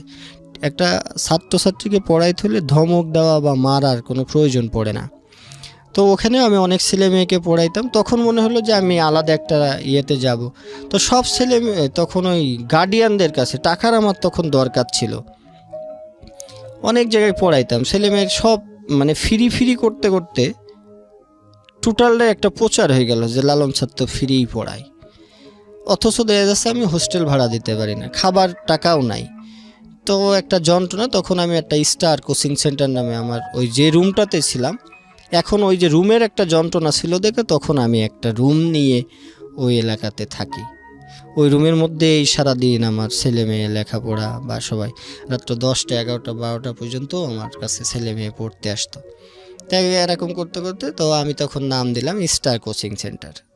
তা যাই হোক, তখন আমি একটা ভালোই টিচার হিসাবে, কিন্তু 2-3 মাস 4 মাস যাওয়ার পরে ওই বাসা ভাড়া দেওয়ার আর সুযোগ আমার নাই, টাকা পয়সাও নাই, কারণ সবাই পড়ে যায়, আমার কাছে কেউ টাকা দেয় না। স্যার হিসেবে তখন কারো কাছে আমি টাকা চাইতেও পারি না। কিন্তু আমার 70-80 জন স্টুডেন্ট, সব ভালো ভালো ফ্যামিলির ছেলে মেয়েও পড়ে। কিন্তু তখন এখন অফিস যেটা নিয়েছি সেটা তো আমার ভাড়া দিতে হবে, ভাড়া না দিলে তো আর আমি ওখানে থাকতে পারতেছি না। তা যাক, আস্তে আস্তে ওই কোচিং সেন্টারটা আমি তখন ওই যে এসপি মুরাদ সাহেবের মেয়েকে যখন পড়াইতে যাইতাম মিরপুর, ওনার কাছ থেকে কিছু টাকা পাইতাম। তো বাইরের তখন টিউশনি নেওয়া শুরু করলাম, যে তখন আর এই কোচিং সেন্টারটা আমি ধরে রাখতে পারলাম না। এরপরেই আমার হলো এইবার ভর্তি হতে হবে আমার অনার্স। এখান থেকে তো টাকা পাচ্ছি না, আবার অনার্সে ভর্তি হতে হবে। তো অনার্সে ভর্তি হব, তখন হলো যে ওই কাজগুলো করতে গিয়ে দেখতাম যে যখন বস্তির মধ্যে যেতাম অনেক মানুষ নির্যাতিত হয়, বা সুদের ব্যবসায় সুদের উপর যারা টাকা নেয় তাদের উপর কী ধরনের অত্যাচার হয়। তো এইগুলো ক্যালকুলেশন করতে করতে মেন্টালিটিটা পুরোটাই ঘুরে গেল। তো তখন আমার চিন্তা ভাবনা হলো যে না, আমি যদি এদের পাশে যদি আমি দাঁড়াইতে পারতাম তাইলে মনে হয়, তখন ছোটোবেলায় স্বপ্ন ছিল ডাক্তার হব, যে মানুষকে সেবা করব। এখন মনে হলো যে এদের পাশে দাঁড়াইতে পারে কারা, বা কি করলে প্রশাসনকে কিভাবে এদের পাশে এদের সহযোগিতা করে। অনেক ধরনের ইয়াবা ব্যবসা বলেন, তখন তো ইয়াবা ছিল না, এই যে হিরোইন টিরোইন ইডা সিডা এটা প্রকাশ্যে বিক্রি হচ্ছে, তারপরেও প্রতিবাদ করার এইটার জন্য একটা ফ্যামিলিতে মারামারি কাটাকাটি, অথচ প্রশাসন তো সবই জানে। তাইলে এক শ্রেণীর লোককে তারা আগে ধরে নিয়ে যাচ্ছে, যে রোডের পাশে হিরোইন বেচে বা গাঁজা বেচে তাকে ধরে নিয়ে যাচ্ছেন। যে হিরোইন বা গাঁজাটা এই সমাজে সাপ্লাই দিচ্ছে তাকে কিন্তু ধরে না, তার সাথেই দেখবেন যে প্রশাসনের বা সমাজের ঊর্ধ্বতন ব্যক্তিদের উঠা বসা, কারণ টাকার কাছে মানে সবাই কিন্তু নত হয়ে গেছে। তো তখন হলো আমি এই কার্যক্রমটা আস্তে আস্তেভাবে চালাইতে থাকি, পথ শিশুদের নিয়ে কাজ করি। তখন তেজকুনিপাড়ায় একটা স্কুল ইস্টাবলিশ করে ফেললাম এরকম টিন শেড দিয়ে। সেই স্কুলটাও কিছুদিন পরে ওই জায়গায় যারা ব্যবসা ট্যাবসা করে বা ইয়াবা ব্যবসা ট্যাবসা, তখন তো মানে কথা কি মাদক ব্যবসা যারা করে তারা ওই জায়গাটা দখল করে নিল। তো তখন আমার আবার একটা শত্রু তৈরি হয়ে গেল। শত্রু কী টাইপের? তো 70-80 জন যখন ছেলে মেয়ে আমি পড়াইতাম, তো তখন তো উঠতি বয়সের মেয়েরা আমার কাছে পড়তো। তো এখানে কেউ ওই মেয়েদের হয়তো একটা রিলেশন থাকে, প্রেম থাকে, বা এইসব কারণে যদি আমি ওইসব বকাঝকা করছি বা মারছি, তো এইটার কারণেও কিন্তু আমার ওই এলাকাতে অনেক অপমান অপদস্থ হয়েছে। ওই যে কোনো একটা ফল পায়ে পায়ে করে যে আপনার পড়ানোর কাজ পড়াইবেন, ওই যে ওরা যে লেভেলে বয়সে ছেলেমেয়েরা প্রেম করে, ওদের বয়ফ্রেন্ড যারা থাকে আর কি, বা তাদের বড় ভাই যারা আছে, কারণ ওই তেজকুনিপাড়ার জায়গাটা ছিল কিন্তু খুবই, এখনও পর্যন্ত ওই জায়গাটা মানে ওই ধরনের না। এটা 500-1000 টাকায় ওই সব সাইডে মানুষকে মানে মেরে ফেলতেও দ্বিধাবোধ করবে না। তো যে আমার একটা ছিল, ওই মেয়েটা হলো গার্মেন্টসে জব করতো আর কি। তো আমার সাথে যখন তার পরিচয় হয়, তখন সে ক্লাস 3 পর্যন্ত পড়ার পরে অল্প বয়সে তার বিয়ে টিয়ে হয়ে যায়। তো তাকে আমি, যে আমার সাথে এই কাজ করলে তাকে আমি 800 টাকা বেতন দিলাম, যে তুমি কাজ করো, গার্মেন্টস ছেড়ে দাও, তোমাকেও আমি পড়ালেখা করাবো, আর যদি তুমি আমার সাথে থাকো হয়তো তোমার পড়ালেখা হবে, এই যে মানুষগুলো শিখবে। তো তাকে আমি প্রতিদিন পড়াইতাম, পড়ানোর পরে ওকে 800 টাকা বেতন দিল। ওই মেয়েটাও অনেক বেশি পরিশ্রম করছে আমার কাজের সাথে, ছেলে মেয়েদেরকে পড়ানো। তো তখন আমরা চিন্তা করলাম যে আমাদের তো কোনো সোর্স অফ ইনকাম নাই, তাহলে আমরা কিভাবে এটা করা যায়। তো তখন আমি ওই মেডিকেলের blood test, diabetes test, pressure, এইগুলো একদিন জিয়া উদ্যানে গেছি, তখন দেখি যে এইগুলো করে এই যে জিয়া উদ্যান। তো আমি তখন আমার লক্ষ্য ছিল যে না, এরা তো করতেছে, এটা কী হিসাবে করে। তো ওখানে গিয়ে আমি কয়েকদিন ঘোরাঘুরি করে নিজেই তাদের টেস্টগুলো দেখার চেষ্টা করতাম। তো একদিন এগুলো সবই শেখা হলো। শেখার পরে এগুলো কোথায় পাবো, কিভাবে পাবো, ওই মেয়েটাকে নিয়ে আমি বললাম যে এইগুলো নিয়ে যদি আমরা জিয়া উদ্যানে কাজ করি তাহলে তো আমরা কিছু আয় করতে পারবো সেইটা দিয়ে।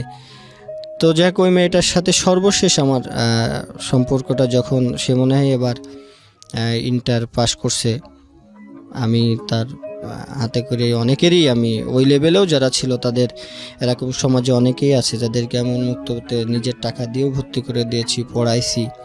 তো একটা আপনি হলো একটা সমাজের মধ্যে যখন একটা মেয়েকে সাপোর্ট দিতে যাবেন, এটার কিন্তু বড় ধরনের একটা ইফেক্ট আপনার ঘাড়ের উপর পড়ে যায়, যে ওর কি লাভ, ওর কি স্বার্থ।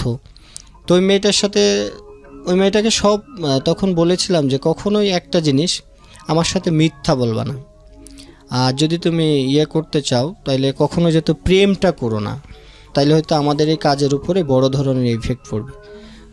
তো মেয়েটা যখন লেখাপড়ায় ম্যাট্রিকটা পাশ করলো, তখন তার চাহিদাটা সে আর নিজেকে আর কি কন্ট্রোল করতে পারলো না।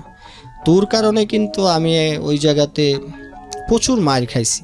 মানে ও আপনাকে লাভ করতো না? ও আমাকে লাভ করতো না, ও একটা ছেলের সাথে প্রেম করতো। তো বাড়িওয়ালা যে ছিল সে আমার কাছে অভিযোগ দিছে যে এরকম আপনার ওই মেয়েটা কিন্তু প্রেম করে, এরকম একটা ছেলে কিন্তু তার। তো আমি বললাম যে না, ওর হয়তো এরকম কেউ হবে।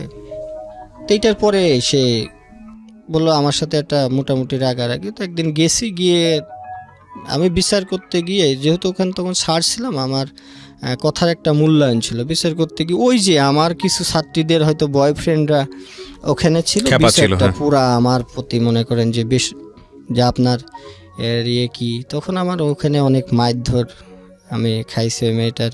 তো তারপরে ওই সব কারোর প্রতি আমার কিন্তু কোনো ক্ষোভ নাই, যে তখন ওই মেয়েটাকে বলে আসলাম যে দেখো, তুমি হয়তো একটা জীবনে শিক্ষা দিলা, এটাও আমার একটা শিক্ষা, এটা আমি অর্জন করে গেলাম।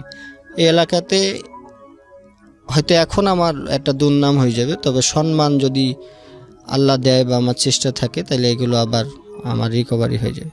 তো তখন আমি ওই এলাকাটা অনেক দিন আমি তখন ওই যে জিয়া উদ্যানে মেডিকেলের সার্ভিসটা করি, আর এদিকে একটা স্টুডিওতে ওই আবার আগের জীবনে ফেরত গেলাম যে এইসব পড়ালেখা বন্ধ, ছেলে মেয়েকে আর পড়াবো না। তখন ওই সকালবেলা মেডিকেলে কাজ করাইতাম আর টাইপের কাজ প্র্যাকটিস করলাম, তখন কম্পিউটার টাইপ। যেহেতু আমাদের সময়গুলো একেবারে শেষের দিকে চলে আসছে, আমি কিছু জিনিস এখানে একটু সাম আপ করতে চাই প্রিয় শ্রোতা। যে আমি বলেছিলাম যে এই ভদ্রলোক এখন কোথায় আছে আপনাদেরকে একটু জানানোর জন্য। ওনার লাইফের যে স্ট্রাগল, সে স্ট্রাগলের স্প্যানটা আপনারা দেখেছেন, এবং সেটা 2 ঘন্টায় নট পসিবল, আসলে অত ইন ডিটেলে যাওয়া পসিবল না। তারপরেও আমাদের সর্বোচ্চ চেষ্টা ছিল বোঝানোর জন্য। The most important thing is that উনি অনার্স করেছেন, উনি মাস্টার্স করেছেন, এবং শুধু অনার্স মাস্টার্স করেননি, উনি ঢাকা বিশ্ববিদ্যালয় থেকে একটা পার্টিকুলার সাবজেক্টে উনি মাস্টার্স করেছেন। আপনি অনার্স মাস্টার্স করেছেন ওয়ার্ল্ড ইউনিভার্সিটি থেকে, রাইট? কোন সাবজেক্টে? অ্যাকাউন্টিংয়ে। এলএলবি। উনি লতে হচ্ছেন অনার্স মাস্টার্স করা, এলএলবিতে, এবং মাস্টার্স করার পর আপনি ঢাকা বিশ্ববিদ্যালয়ে কিসে পড়েছেন? আমি ওখানে ওই ভিকটিমোলজি অ্যান্ড রেস্টোরেটিভ জাস্টিসের উপরে মাস্টার্স করেছেন। ভিকটিমদের নিয়ে কাজ করতে পারি, এই ধরনের রিলেটেড সাবজেক্ট। এক্স্যাক্টলি। এবং উনি নিজে যেভাবে ভিকটিম হয়েছেন, ওনার সবচেয়ে বড় সাফল্যের জায়গা হচ্ছে উনি বাংলাদেশে যারা এরকম শিশু আছেন, পথ শিশু থেকে শুরু করে যারা এরকম ভিকটিম আছেন, তাদেরকে নিয়ে উনি 9 বছর যাবৎ কাজ করছেন, এবং সেই কাজের রেজাল্টটা কি দাঁড়িয়েছে আপনাদেরকে একটু ছোটো করে ওনার মুখ থেকে শোনাই। আপনার সংগঠন বা ইন ডিটেল যদি এখন বলেন যে আপনি কি সার্ভিসটা দেন আসলে। আমি এখন হলো 1 টাকার বিনিময়ে শিক্ষা, চিকিৎসা আর তাদের খাদ্য আর বস্ত্রের ব্যবস্থাটা করছি। আমার ঢাকাতে এখন ওভারঅল 5টা অফিস আছে, সেখান থেকে আমার অনেক ভলেন্টিয়াররা আছে। আমি বাণিজ্য মেলাতেও 4বার বিনামূল্যে একটা স্বাস্থ্যসেবা ক্যাম্পও আমি দিয়েছি, যেখানে প্রতিদিন 5 থেকে 7 হাজার মানুষ আমাদের কাছ থেকে বিনামূল্যে সেবা নিয়েছে। এটার নামটা কি? এই অপরূপ বাংলাদেশ। অপরূপ বাংলাদেশের ব্যানারে আমি কাজটা করি। কত ভলেন্টিয়ার আছে আপনার এই প্রতিষ্ঠানের? আমার এখন 1/2 শতাধিকের বেশি আর কি ভলেন্টিয়ার, যারা এখানে রেগুলার সার্ভিস দেয়। কত লোক সেবা পায় এখানে মান্থলি? এটা হলো আমাদের সেবাটা টোটাল ফ্রি অফ কস্টে থাকে, তো সেখানে আমাদের যে সীমাবদ্ধতা আছে, ওইভাবে আমরা এমনও দিন গেছে যে যখন ভালো থাকে, তো তখন প্রতিদিন সবগুলো কেন্দ্র মিলে আমার ঢাকাতে 53টা থানাতেই আমাদের ফ্রি সার্ভিসের ব্যবস্থা আমরা করেছি। তো প্রতিদিন আমরা 1200 থেকে 1400 লোকের টার্গেট থাকে। আর আমাদের একটা বড় পার্ট হলো আমার প্রায় 4.5 লক্ষ এখন ব্লাড ডোনারের একটা লিস্ট আছে আপনার কাছে। হ্যাঁ, যে কেউ চাইলে আমাদের কাছ থেকে ফ্রি অফ কস্টে ব্লাড নিতে পারে। ব্লাড ডোনার আমরা প্রোভাইড করে থাকি, এনি কাইন্ড অফ গ্রুপ। হ্যাঁ, তো আমাদের হলো ব্লাড নেওয়ার একটা শর্ত হলো যে ওই যে হসপিটালে ভর্তি আছে তার ডকুমেন্টস আমাদেরকে দেখাতে হবে বা ওয়ার্ড নাম্বার, এরপর আমাদেরকে মেসেজ করলে আমরা দিয়ে দিই। আর আমরা এখন বস্ত্র বিতরণ থেকে শুরু করে যে ডেইলি খাবারেরও একটা পার্ট আমরা রেখেছি, যে 1 টাকায় তাদের শিক্ষা, তাদের চিকিৎসা। এটা কি ডেইলি চলে?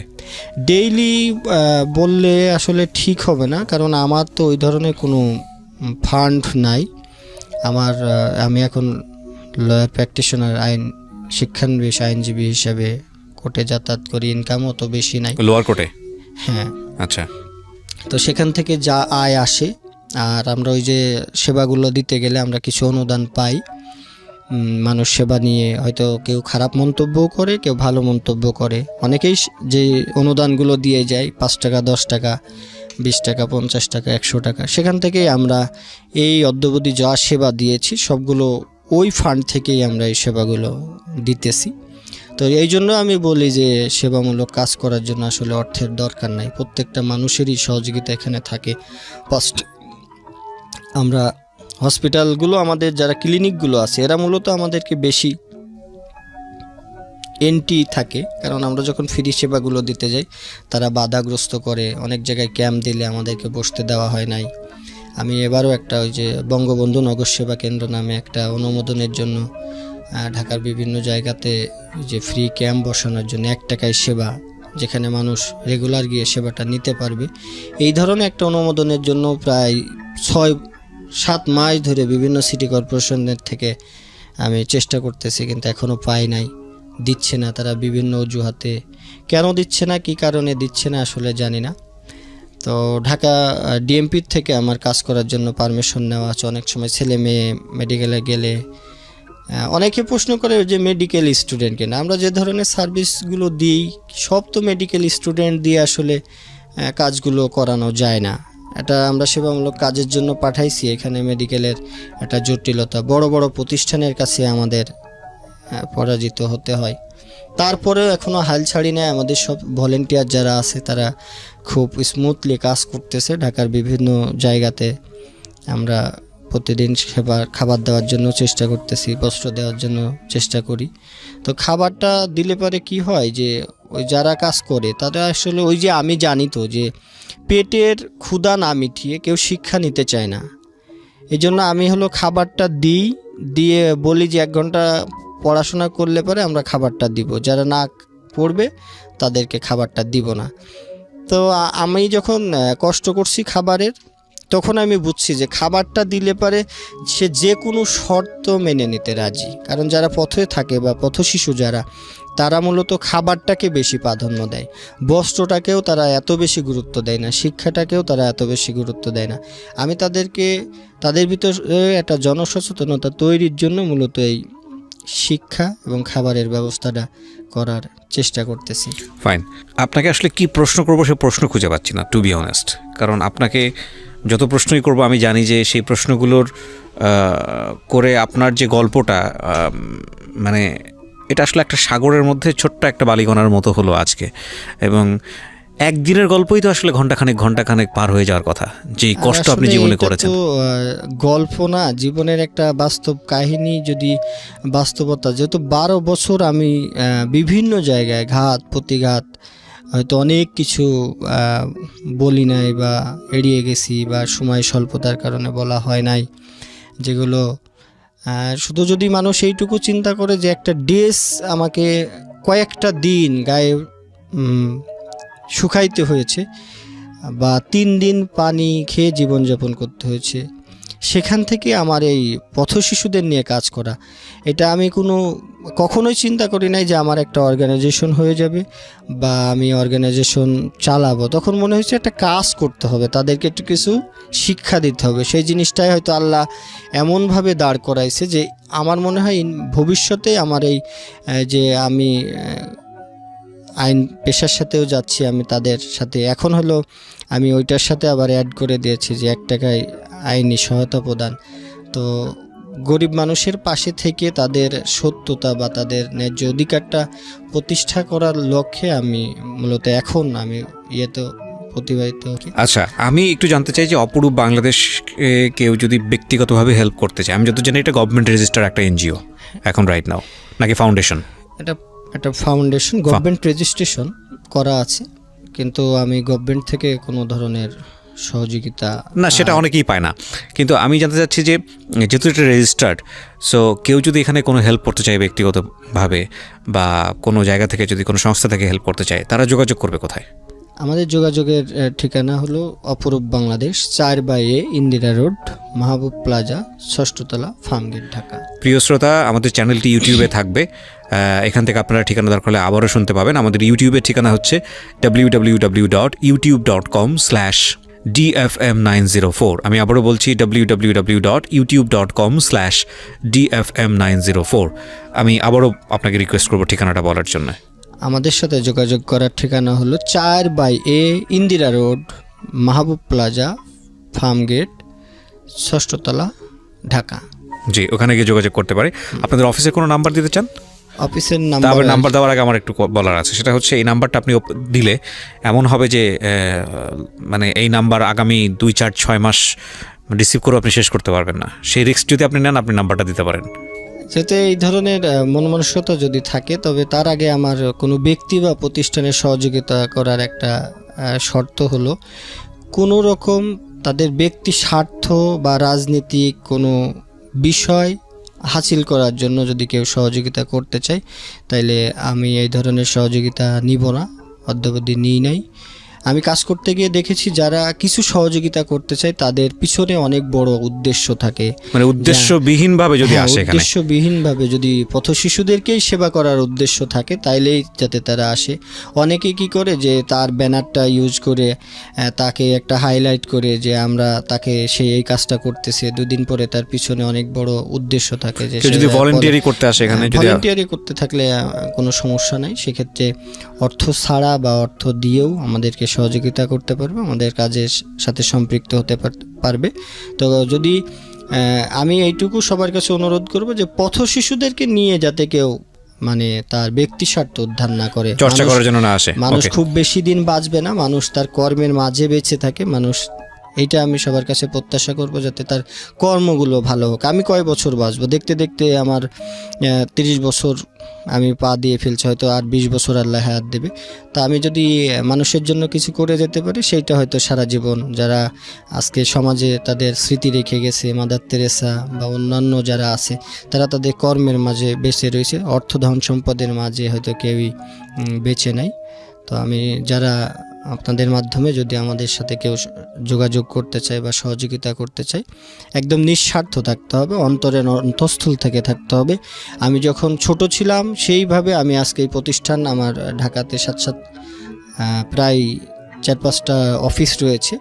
তা আল্লাহ কীভাবে আমাকে এটা দিয়েছে বা আমি এগুলো জানি না, হয়তো আপনাদের দোয়া থাকলে আমি 2 দিন পরে আরও ভালো একটা জায়গায়, যদি আমার লয়ের পার্টটা টোটাল কমপ্লিট হয়ে যায়, আমি অলরেডি রিটেন আমার শেষ হয়ে গেছে, ঈদের পরেই ভাইবা, তো তখন আমি একজন আইনজীবী হিসাবে এই পরিচিতি পেয়ে যাব।